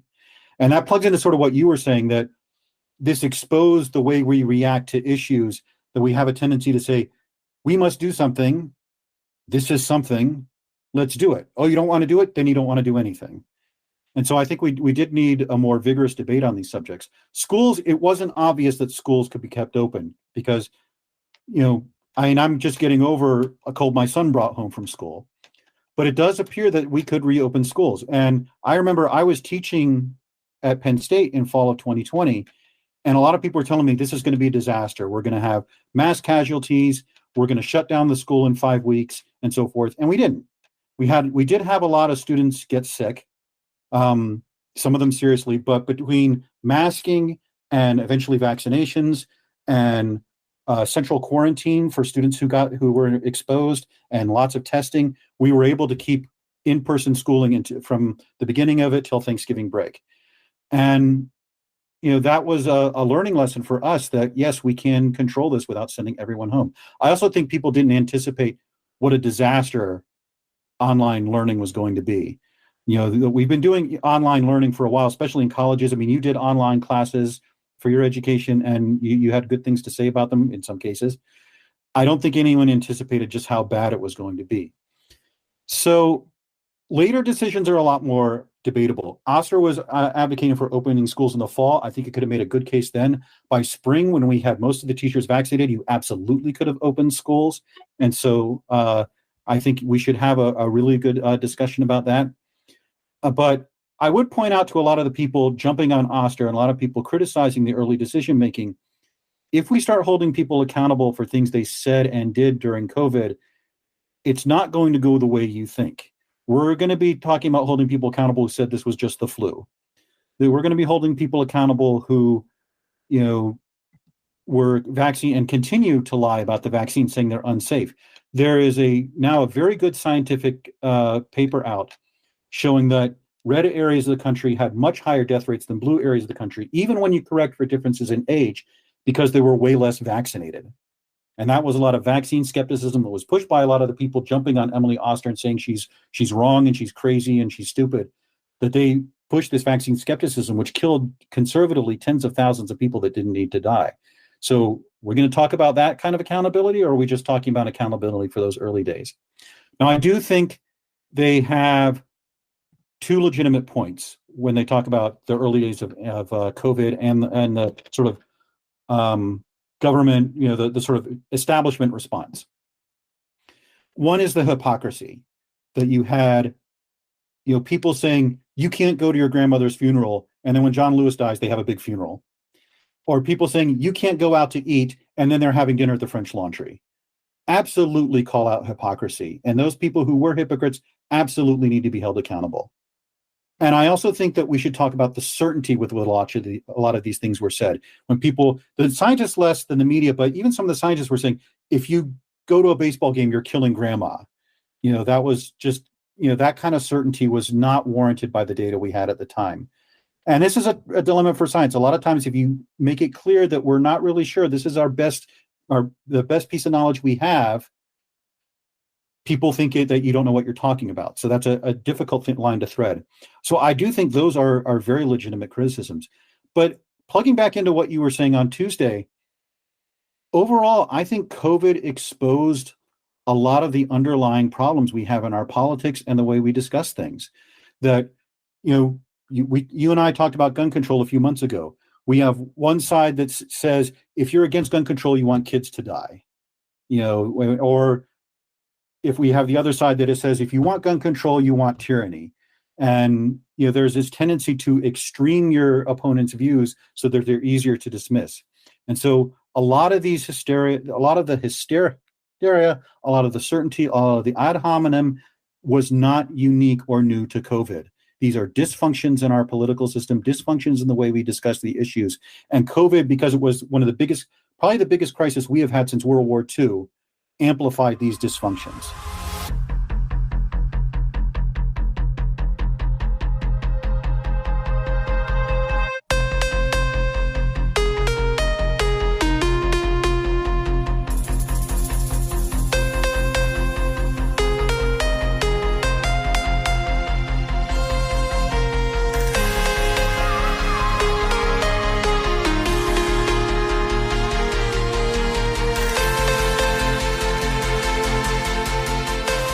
Yeah, Dr. Michael Siegel joining us. The one that got me where I just went, okay, this is, remember when they banned the seeds up in Michigan? You could not buy seeds to plant. I was actually just going to mention that. That's the one for me where I was like, okay. And remember, this is one of the first banned things. Like, this is even before I think we shut schools down. They started doing this stuff. I'm like, okay, you're just, this is masturbatory. There is no rhyme, reason, or that's the one that really got me. Yeah. For those of you who don't know, there was in Michigan, they had grocery stores open, but they had non-essential items roped off. And so someone had a picture where they'd roped off the seed aisle saying, you can't stop for seeds. And their logic was, we only want people to go to stores if they absolutely have to. We don't want them shopping. But the amount of time it takes to get seeds from a store and the amount of risk that people are exposed to is minimal. This was the big problem. And it is again, a dysfunction in our political system of not looking at cost benefit analysis. The benefit of roping off seed aisles could not be measured with the Webb telescope, but the inconvenience it caused to people was significant. And frankly, having people go outside and garden was one of the better things they could do. It's insanity. Dr. Michael Siegel, the most appearances on this program ever. We're going to keep that going as long as we can because he's really, really sharp, and he's becoming a multimedia, multi-platform superstar with his YouTube channel. Also writes at Ordinary Time. Let folks know what you got going on, where they can follow you, all the different things you've got going on. Your latest that we talked about a little bit earlier, the throughput, that is up at ordinary-times.com as it is every Thursday. The YouTube channel, your Twitter. Also wrote a good little book, by the way. You got to go pick it up. Let everybody know what you got going on there, sir. Sure. And Ordinary Times is a good gateway to everything I do. All my videos I post there so that people can find them. I'm actually, now that I have a few subscribers, you can just go to YouTube and Google my name, Michael Siegel Astronomy, and you'll find my video channel, and hopefully you'll find something there that you find interesting. Join the ongoing 2,000 comment debate over what the best spaceships in science fiction are. But yeah, that's the best way to find me is usually through Ordinary Times. We're going to do that one where we talk about the crew and the military setup of those space captains too. I can't wait to get in on that. That's going to be a fun one. Yeah, Dr. Michael Siegel. Yeah, he was my guest. I just always love. We get so obsessed with you just proved it. They get so obsessed with the ships, you forget you got to have a crew to run that thing. Yep. Does the crew match the ship? Because then the ship doesn't work and doesn't make any sense. But we'll get into that. Not all officers either. Yeah, don't get me. Like, I'm a retired sergeant. Don't get me started on lieutenants. Like, all the lieutenants are superstars. I'm like, no, lieutenants are like baby giraffes. They can't even walk in a straight line. You got to like hold them up. It's ridiculous. Like that's. See, I'm giving you all the good channel stuff. I'm not going to give it to you for free. You're going to have to subscribe to his YouTube channel. Dr. Michael Siegel. Love it, buddy. Thanks for the time, sir. All right. Thank you for having me. Yes, sir.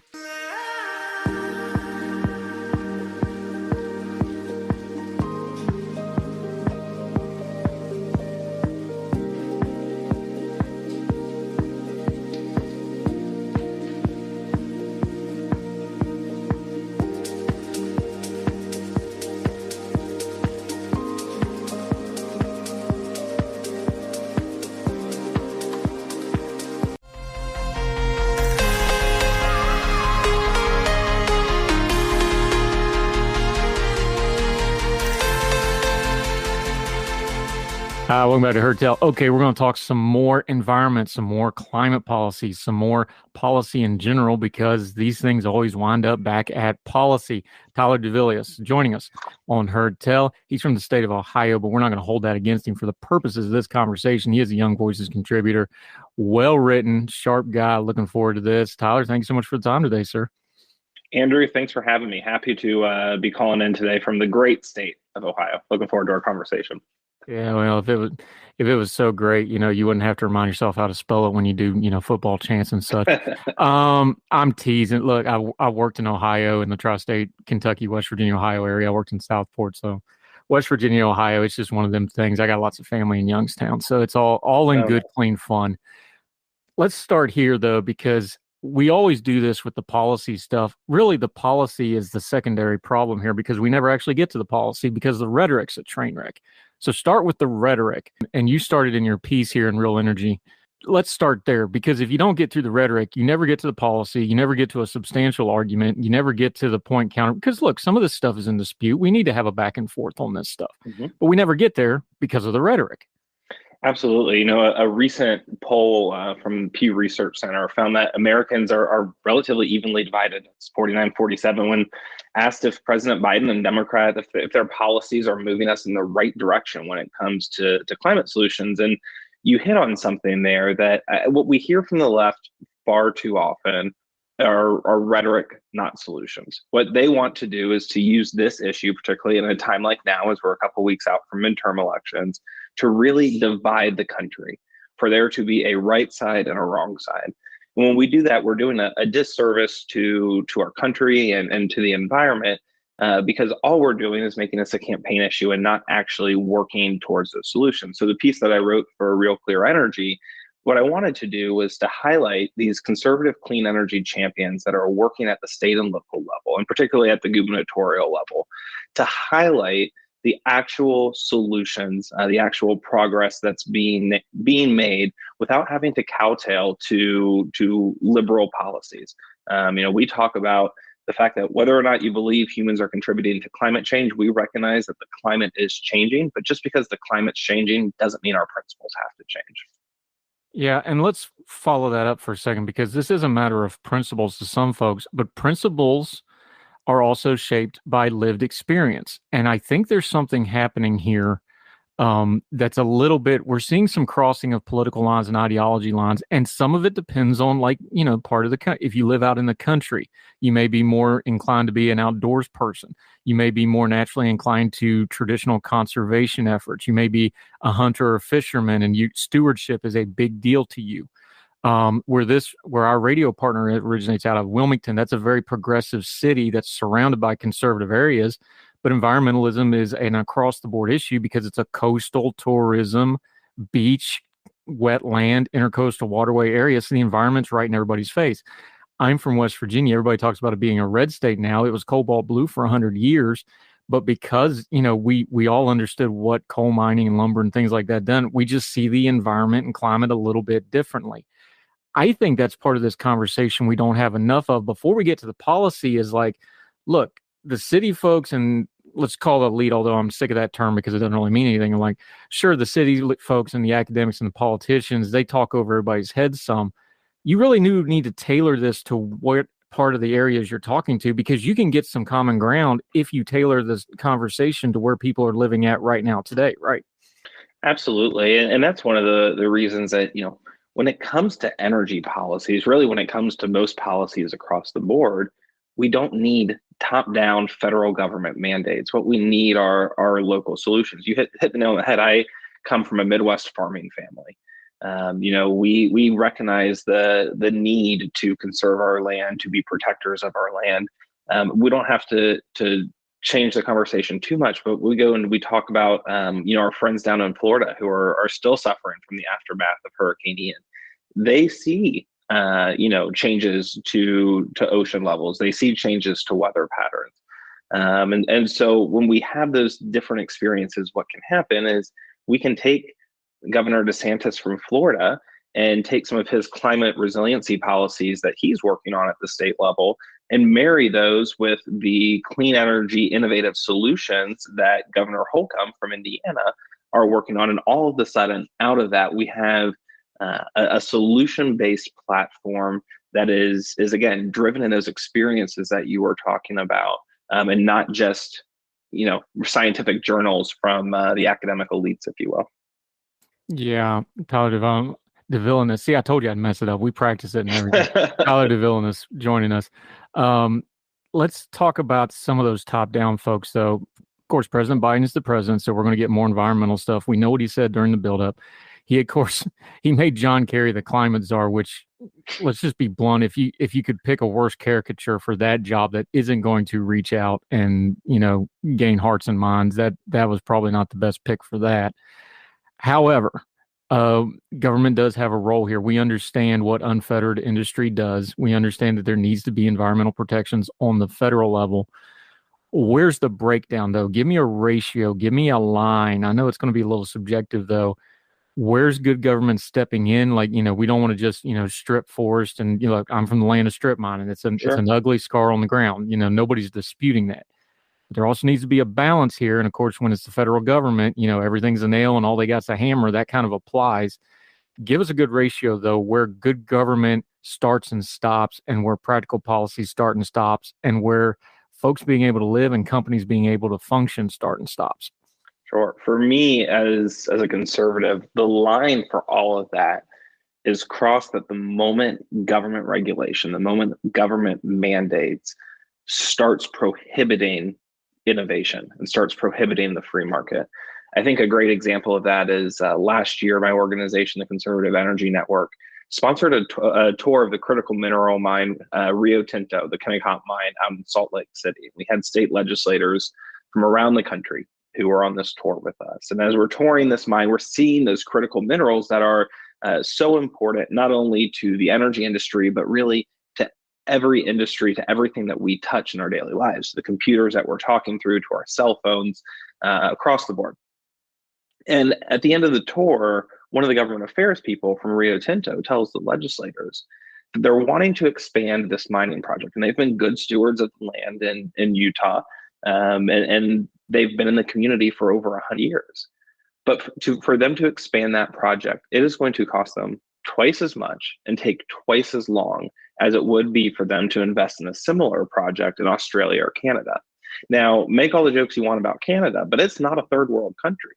So if you're the CEO of Rio Tinto, a large multinational enterprise, Andrew, where are you going to invest your money? Is it going to be in the project that takes twice as long and twice as much to start to see a return on your investment, or a place where you can do that in half the time and with half the cost? And for us, that's, I think, a perfect illustration of the lens all right, the government should put reasonable regulations to ensure that we're not destroying the environment, to ensure the safety of everyone.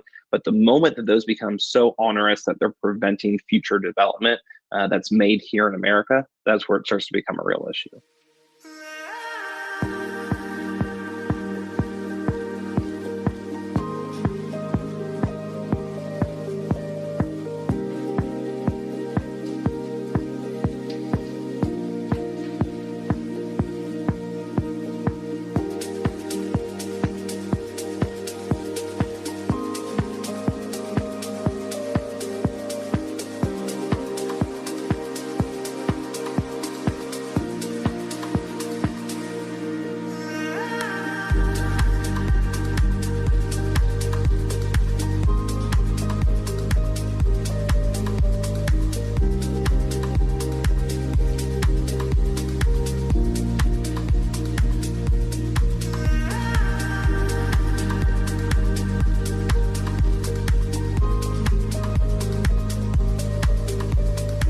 Yeah, Tyler Duvelius joining us. Here's exactly where our more progressive friends kind of paint themselves in the corner. And I think, frankly, the president's stuck in this box right now.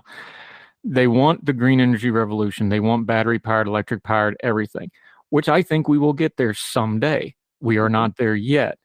And yet, on the other hand, you just touched on it, but we don't want to have this conversation. Those rare earth minerals have to be mined out of the ground. They are mostly controlled, especially things like cobalt and lithium, things like this, by untoward foreign powers that we don't really want to be doing business with, number one. But if we got to do business with them, we sure don't want to be beholden to them. We know the problem with fossil fuels. We know the entanglements with oil overseas when we don't produce enough for ourselves. There has to be a grown folk discussion in here. It's like, yes, we want green energy. Yes, we want a better environment, but you're still going to have some trade-offs to get that future. You're trading one problem for a new set of problems. And I don't think we do good enough job of being realistic with, you're going to have some of the same problems. They're just going to have different names and different things. And then you paint yourself into a corner of this mythical, we're going to have this great thing, but oh God, the oil prices are going through the sky, which is what we have now. And everybody's in a bind all of a sudden. Why can't we just be honest and have that conversation? Because all the data is there. It's 2 Google searches to see where cobalt's mined at or lithium's mined at.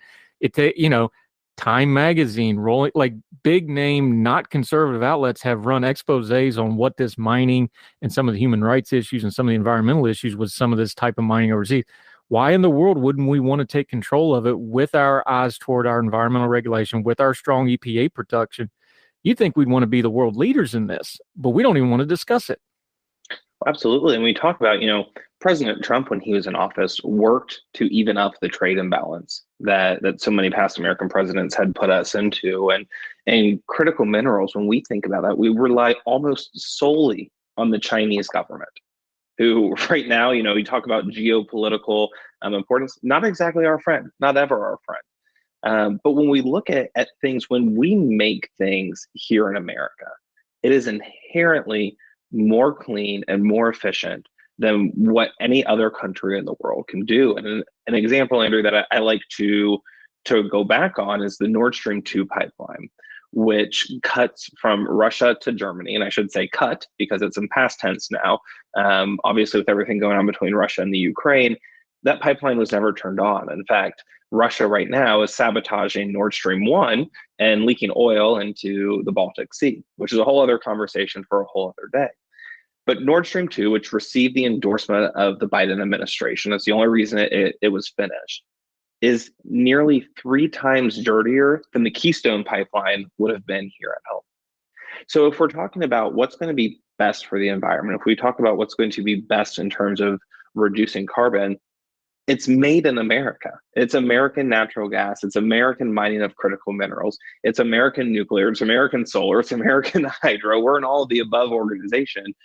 America needs to be leading the energy world, because when we do, it not only positions us more strongly on a geopolitical scale, but it takes our reliance on foreign countries and flips that on its head. Then instead of us having to rely on Saudi Arabia for oil or on China for critical minerals or Colombia or any other country, now we can be the ones that are exporting not only energy, but the energy supply chain to the rest of the world. Yeah, Tyler Duvelius joining us. You do something interesting here, because I think this is one of those topics that really could get heterodox if people would just take it honestly and in good faith. It could cross through a lot of stuff. You highlight a couple of governors here, and people are going to recognize the names, but before you say the names, I can look at this just as somebody followed. I'm like, okay, I've got a very conservative, a governor that's being compared as kind of the next thing after Trump, if not a rival to Trump. I've got a governor who's very moderate as far as Republican governors go. I've got an Alaska governor, which is always kind of a unique thing. They always have kind of a libertarian conservative bent, but they're actually more moderate than some of the lower 48s. This is a wide swath of Republican leadership here, and they all kind of found the way to say the same things when it comes to this new energy stuff. Do you see a change coming in that way, that it's cutting across some of these lines? Because if I just came out and said, well, Ron DeSantis did this, everybody starts thinking the culture war stuff, but he kind of fallen in line with these other governors on the same thing. Should we be addressing it that way, do you think? I do. And if you notice, the governors you mentioned, and I'll quickly run through the list, Governor DeSantis in Florida, working on hardening infrastructure in the state of Florida to combat some of the effects of a changing climate, to work on that climate resiliency aspect. Governor Holcomb in Indiana, the Indiana legislature, which is super majority Republican, they passed nearly a dozen clean energy bills. They touched on everything from electric vehicles to solar to nuclear. They're basically saying, and again, super majority in Indiana, they're basically saying, hey, if this is where the economy is going, if it's where the free market is moving towards, we want to be a part of it. And then you have Alaska, Governor Mike Dunleavy, and Alaska has real problems with energy reliability, with energy sourcing in general. But what they're wanting to do is to prioritize their energy reliability, to prioritize their energy independence, and they're going to lead through clean and renewable energy technologies in order to achieve that. And so I think what you see is each of these governors, and all three of them are Republicans, they kind of encapsulate something that even just hit the news just last week, and that was Governor Youngkin in Virginia. Of course, we all know Glenn Youngkin started beginning the conservative revolution that we should hopefully be seeing at the ballot box here in a few weeks. But he released a state energy plan that prioritizes an all of the above approach. And for too long, we've let all of the above fall into that political rhetoric that we talked about at the top of the conversation here. But all of the above means just that. It means that we prioritize forms of energy, including natural gas, that are going to ensure reliability, that we look at existing technologies like wind and solar and hydro, but that we also innovate and we move that free market to a more efficient path. And if we're being honest, that's small modular nuclear. And so I think what we're seeing here is governors responding to the needs of the day, to the needs of their state. And they're doing that in a way that isn't going to rely on artificial mandates and subsidies and deadlines, but in a way that it's going to be able to be supported by the free market, not just in this moment, but for years to come. Yeah, Tyler Duvelius joining us. When you look at something like Alaska, which is of course resource rich, we all know about the North Slope and the resources of Alaska. They're pushing for renewable energy. Places like West Virginia, traditional coal country, they're starting to really push renewable energy. A lot of battery-powered companies moving into that area. When you see Youngstown, Ohio, the old GM plant is now an electric vehicle factory. Mm-hmm. I still have questions about the economic viability of this because a lot of that's still working off subsidies. But you can't deny it's moving that way. Give me a time frame, though, for somebody that's healthily skeptical. I'm not just talking about the cranks. I'm talking about people like me who's just like, I think we'll get there, but I still think we're a ways away. 10 years, 15 years, 20 years? What are we talking here, do you think? I think we're looking in that 10 to 20 years. But the key here is that we don't give ourselves a hard and fast deadline, that we allow the clean energy transition to be just that, a transition. One of my favorite kind of side-by-side pictures that I've seen is a picture of Times Square in 1901. And it was, or early 1900s, I should say. And there are horse and buggies everywhere. And there's one car in Times Square. You fast forward, Times Square, same vantage point, 1920. There are cars everywhere. There's one or two horse and buggies across Times Square in New York City. And when you think about that, I think that's kind of how we're getting here with energy. Will we be employing more and more renewable and clean energy in the future? I believe so. I think that battery technology has a way to go before it can capture all of those, because sometimes, let's be honest, the wind doesn't blow and the sun doesn't shine, and we need batteries to capture the excess energy that's produced during those times. But I also think that as we look at, when subsidies sunset, that's going to be a big indicator to is this industry able to survive on its own? And I do think that it will. There are a lot of studies out that show that it can be competitive without subsidies, and let's let the free market dictate where we need to go in the future.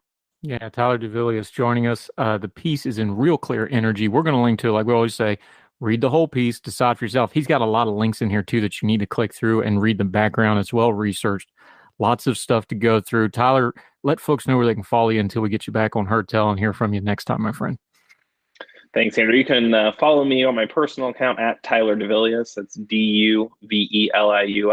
And I have to plug my company's social media as well. It's at Cons, CONS, Energy Net on Twitter, and look forward to being able to engage with you all online.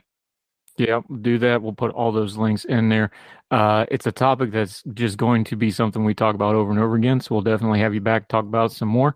Appreciate your time, Tyler. Thank you, sir. Thanks so much, Andrew. Appreciate it. Yes, sir. Appreciate it.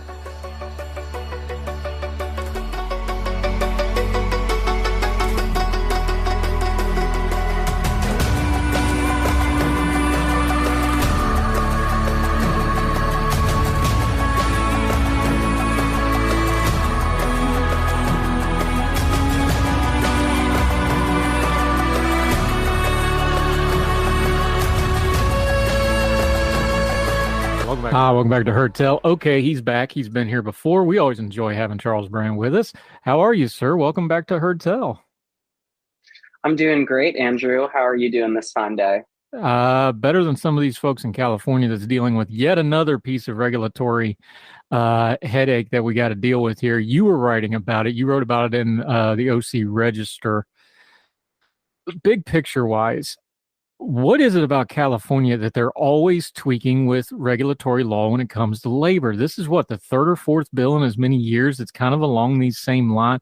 This is habit. I know it's a blue state. I know it's a progressive state in the power structures of the city, even though there's enclaves that are red. This sure seems to be like a song that we've sung before, my friend. It absolutely is, and you hit the nail right on the head. California is a deep blue state with a deep blue legislator and a deep blue governor. So long as both houses of the California legislature are on board, and Gavin Newsom, who is oftentimes loath to disagree with the legislator, you're going to have legislation, regardless of the fact of how far-reaching or radical it is relative to the other states in the union, and notwithstanding the fact that the regulatory consequences are oftentimes fairly grim for the people that the legislator claims to uphold and cherish through legislation of this kind. So you're absolutely right. It's par for the course for California, and it's not all too common given the kind of unipolar political landscape out in the Golden State. Okay, so this thing is called the FAST Recovery Act. FAST being an acronym, that means it's all capitalized, means those words mean something else. I know we fiddle with the names here, but break down for folks. Before we get into what it actually does, what is it intended to do? Like, if it was in a perfect world, in a vacuum, the people that propose this legislation, it magically waves a wand and solves what?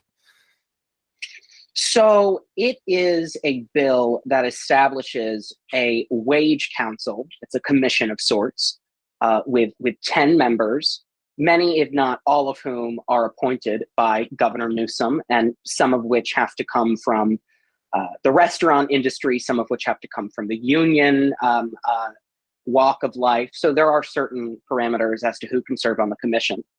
But it is a commission established for the sole purpose of, and I quote the legislation here directly, establishing sector-wide minimum standards on wages, working hours, and other working conditions adequate to ensure and maintain the health, safety, and welfare of, and to supply the necessary cost of proper living to fast food restaurant workers, and to ensure and effect interagency cooperation and prompt agency responses regarding issues affecting the health, safety, and employment of fast food restaurant workers. It is essentially a regulatory blank check for this 10-member commission to set in place labor laws for a very specific industry, that being the fast food industry. Of course, the legislators' favorite friends are immunized from the council's regulatory onslaught, and we'll get into that in a minute. But in essence, there is this commission. It will be regulating labor laws, but only with respect to fast food industry workers. And this commission is empowered with substantial discretion to set the standards as it sees fit, though there are some parameters. For instance, as it's starting out, it can only go as high as $22 an hour with respect to the minimum wage. And I imagine there are other broad parameters with respect to working conditions. But the point it is all the same. The discretion of this commission to regulate the working standards of fast food industry workers is substantial. Okay, Charles Brandt joining us. It's not that this sector doesn't need regulation, because it does. It's not that it's a sector that isn't a high priority in our economy, because the service sector industries like fast food workers are having both labor problems and shortages at the same time, even though unemployment's low. That's all valid. My concern here is I'm not necessarily anti-union. I come from West Virginia. If anybody ever needed a union, it was the coal miners. They needed a union. My problem with the modern version of the American Union is it gets too cuddly with the U.S. government. Originally, unions were just as much against the government as they were for the workers and against the companies, because my concern here is when you have the unions, which is what this commission is going to be, stacked full of people, union and union adjacent. Let's all be adults here. And you have the government working hand in hand. If the workers got a problem with the union or the government, then where do they go? That's a great question. I guess they can look inward for themselves and ask for personal advice and counsel. But you're absolutely right. It's been increasingly common, especially in the circles of Democratic politicians, for unions to have an outsized influence on policymaking. On the national stage, an example is one of the presidents of one of the biggest teachers unions, Randy Weingarten, is currently out in Ukraine doing God knows what. I'm not sure even in what capacity she's over there. PR. But PR is the word you're looking for. Yes, Andrew. I was, I guess, trying to be a bit kinder than you. I'm kidding, of course. But it's yes, the union influence, especially in Democratic policy circles, is massive, and it should come as no surprise, given the fact that public sector unions, especially, are in the pocket of today's Democratic Party and are a powerful and financially capable constituency of theirs that in the view of many, has gotten them across the finish line in pivotal elections far and wide. So it is absolutely a problem, and there is this increasing trend toward governmental collusion with the private sector as a means of advancing goals that undercut the bottom line of the common man.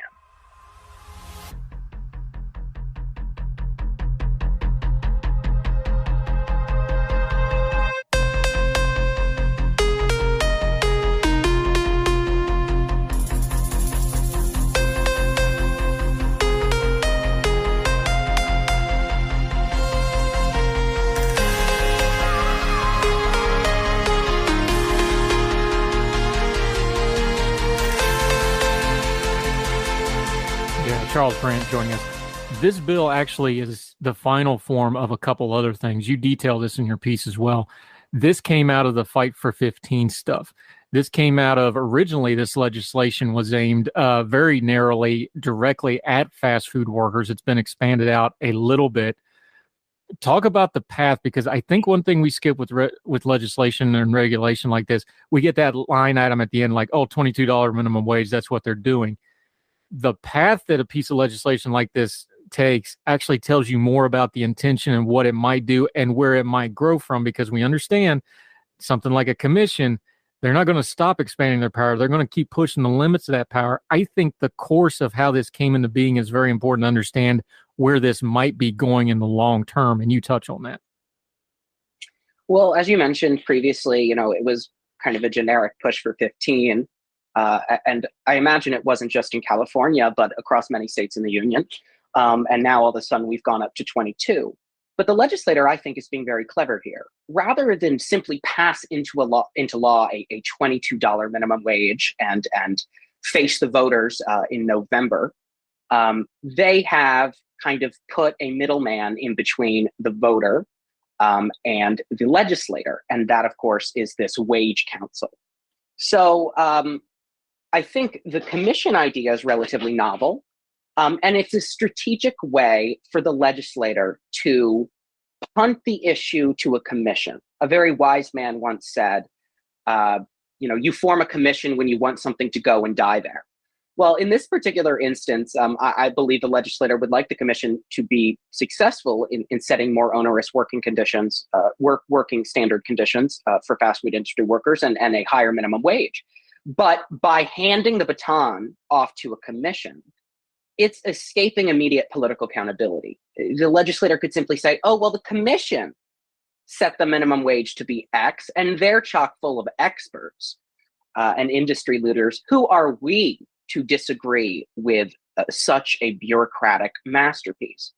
So I think it's strategic. It's something we see at the federal level as well. Congress passes these really, really vague laws with these insanely broad delegations of power to agencies.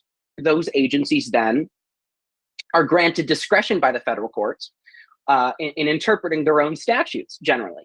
And so they're interpreting broad delegations of power very broadly and oftentimes without respect to the context in which the law was originally enacted. So with respect to your original question, I think what we're seeing here is a shift away from the legislator doing something directly and handing it off to a commission as a means, I suspect, of escaping political accountability. Yeah, Charles Brandt joining us. There's two pieces of criticism for this. You already talked about the first one, that it's basically a backdoor minimum wage raise without going through the process to do so. The other is the concern from some critics is that this is part of a larger effort to unionize the entire restaurant industry. Now, there's no secret that they would love to unionize the entire restaurant industry. There's some caveats to that, though. The restaurant industry works heavily on part-time workers. It works on seasonal workers. It works on peak hour workers is a big thing in the service industry, especially fast food industry, because they want people that work peak hours. That means usually people that have certain home circumstances where they can do things like that. These are not things that traditionally go well with a union, but there's a push for a unionization. Talk about how that force and that metric and that dynamic can change something like the fast food industry, which has always been more entry level, has been more flexible hours, both to its detriment of the workers. And then I'm not saying they shouldn't do some reform on that, because the way they jerk their hours away is not fair. Completely understand that. But it does seem to be that they're trying to slam the same old square peg union thing into the very round hole, whether it's actually going to fit or not, without any idea of whether it's going to fit or not.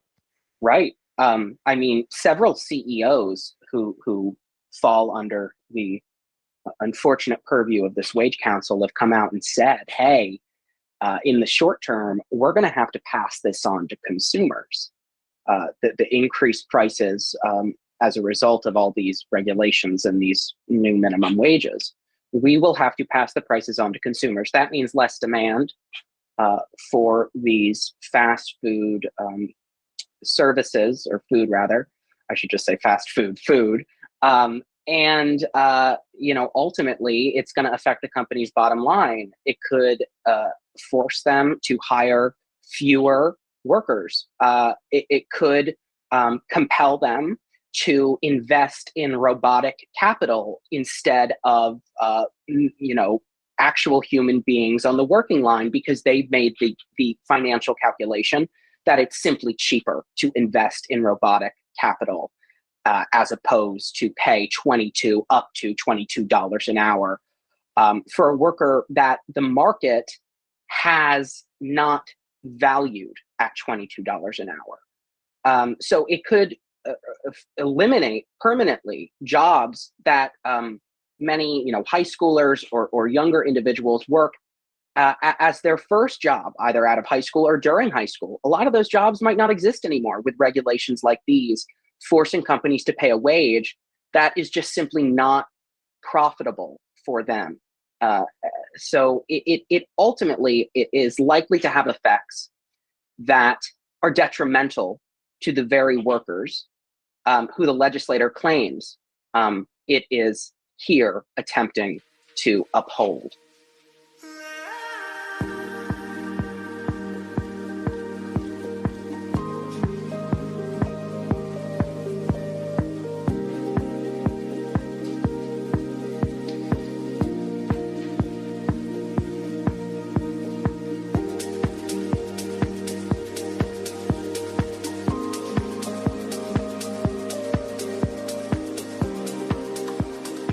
Yeah, and the other part of this, Charles Brandt joining us, everybody wants, it's easy to take a shot at a company like McDonald's, huge company, the standard bearer in fast food for however many years.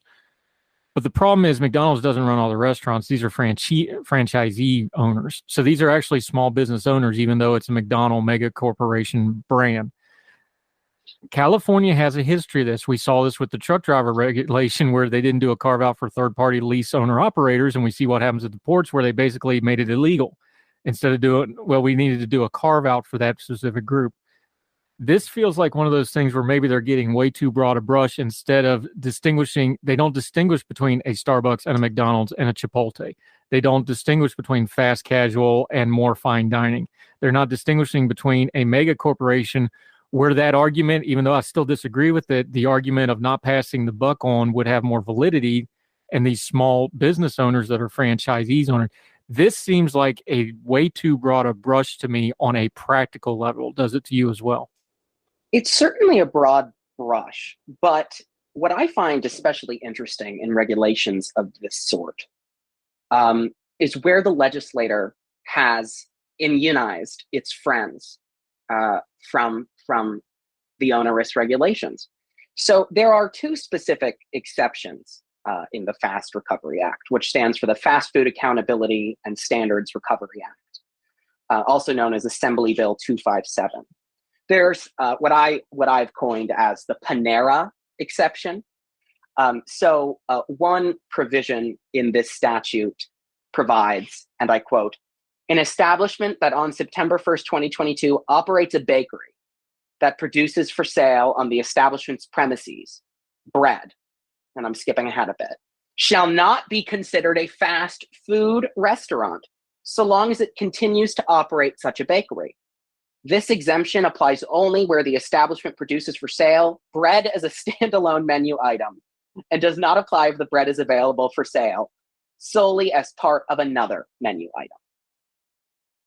So that's the first exception, which is kind of mind-boggling in a sense. I think the plain meaning of the term fast food encapsulates the likes of Panera, whose food is, well, fast. And it's generally considered, though you can sit down and eat there, much like at a McDonald's, it's on all fours with your kind of prototypical fast food joint. For some reason, the legislator has said, no, Panera's fine. We don't need to regulate Panera. I honestly can't think of a single reason why, especially in light of the purpose, the putative purpose set forth in the legislator, which in the preamble of the act recites, "For years, the fast food sector has been rife with abuse, low pay, few benefits, and minimal job security, with California workers subject to high rates of employment violations, including wage theft, sexual harassment, and discrimination, as well as heightened health and safety risks." Well, I really can't see how that purpose is any less applicable to Panera Bread as to McDonald's or Chipotle. So there's that. There's another arbitrary exception, which seems, what McDonald's CEO said is it's really, these exceptions are the outcome of backdoor politicking.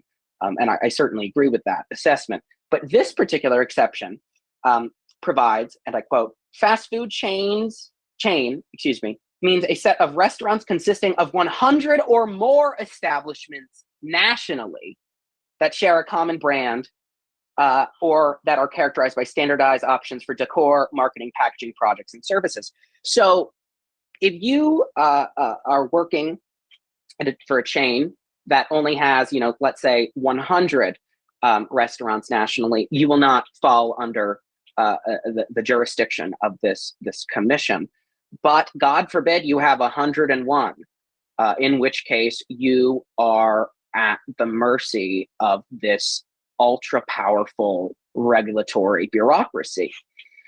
So it's arbitrary exemptions like these that raise eyebrows, so to speak, and make me, as a prospective lawyer,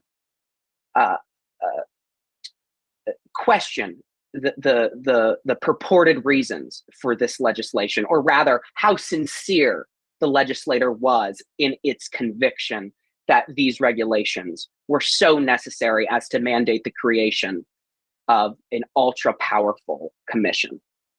On the plus side, pretty soon you're going to be able to go in the subway and just buy the bread, because they're going to want to get all on board with that. So they will find ways around here. That's why I brought up the loopholes in the truck driver legislation, because every time they do one of these bills, it seems like they leave some kind of loophole that either makes it way worse or that people can exploit to get around what they wanted to do. Charles Brandt, great information on this. As always appreciate your insight on it. It just seems like once a year we do this with California, like literally once a year we do one of these bills. So I don't think they're going to quit doing it. And I think there's going to be some legal changes on what you just said, though, about the fact that they're doing some nationalizing regulation in the states, and expect that to show up in the courts. Till we get you back next time, my friend, hopefully not talking about California, but something else. Let folks know where they can follow you and keep up with you until we get you back on Heard Tell again. Of course. So you can follow me at Charlie Brandt 44 on Twitter, where I post my latest op-ed pieces. And other political takes. So yeah, Thank you. Thank you so much for the opportunity, Andrew, and thank you so much for having me on. Yeah, we always enjoy having you on, my friend. He's a GW, so pray for him as he navigates the utter wilds of DC. Charles Brandt, good friend of the program. Appreciate your time, sir. Thank you. Thank you. Yes, sir. All the music on Her Tell is provided under a Creative Content license from monstercat.com. Somos la máquina.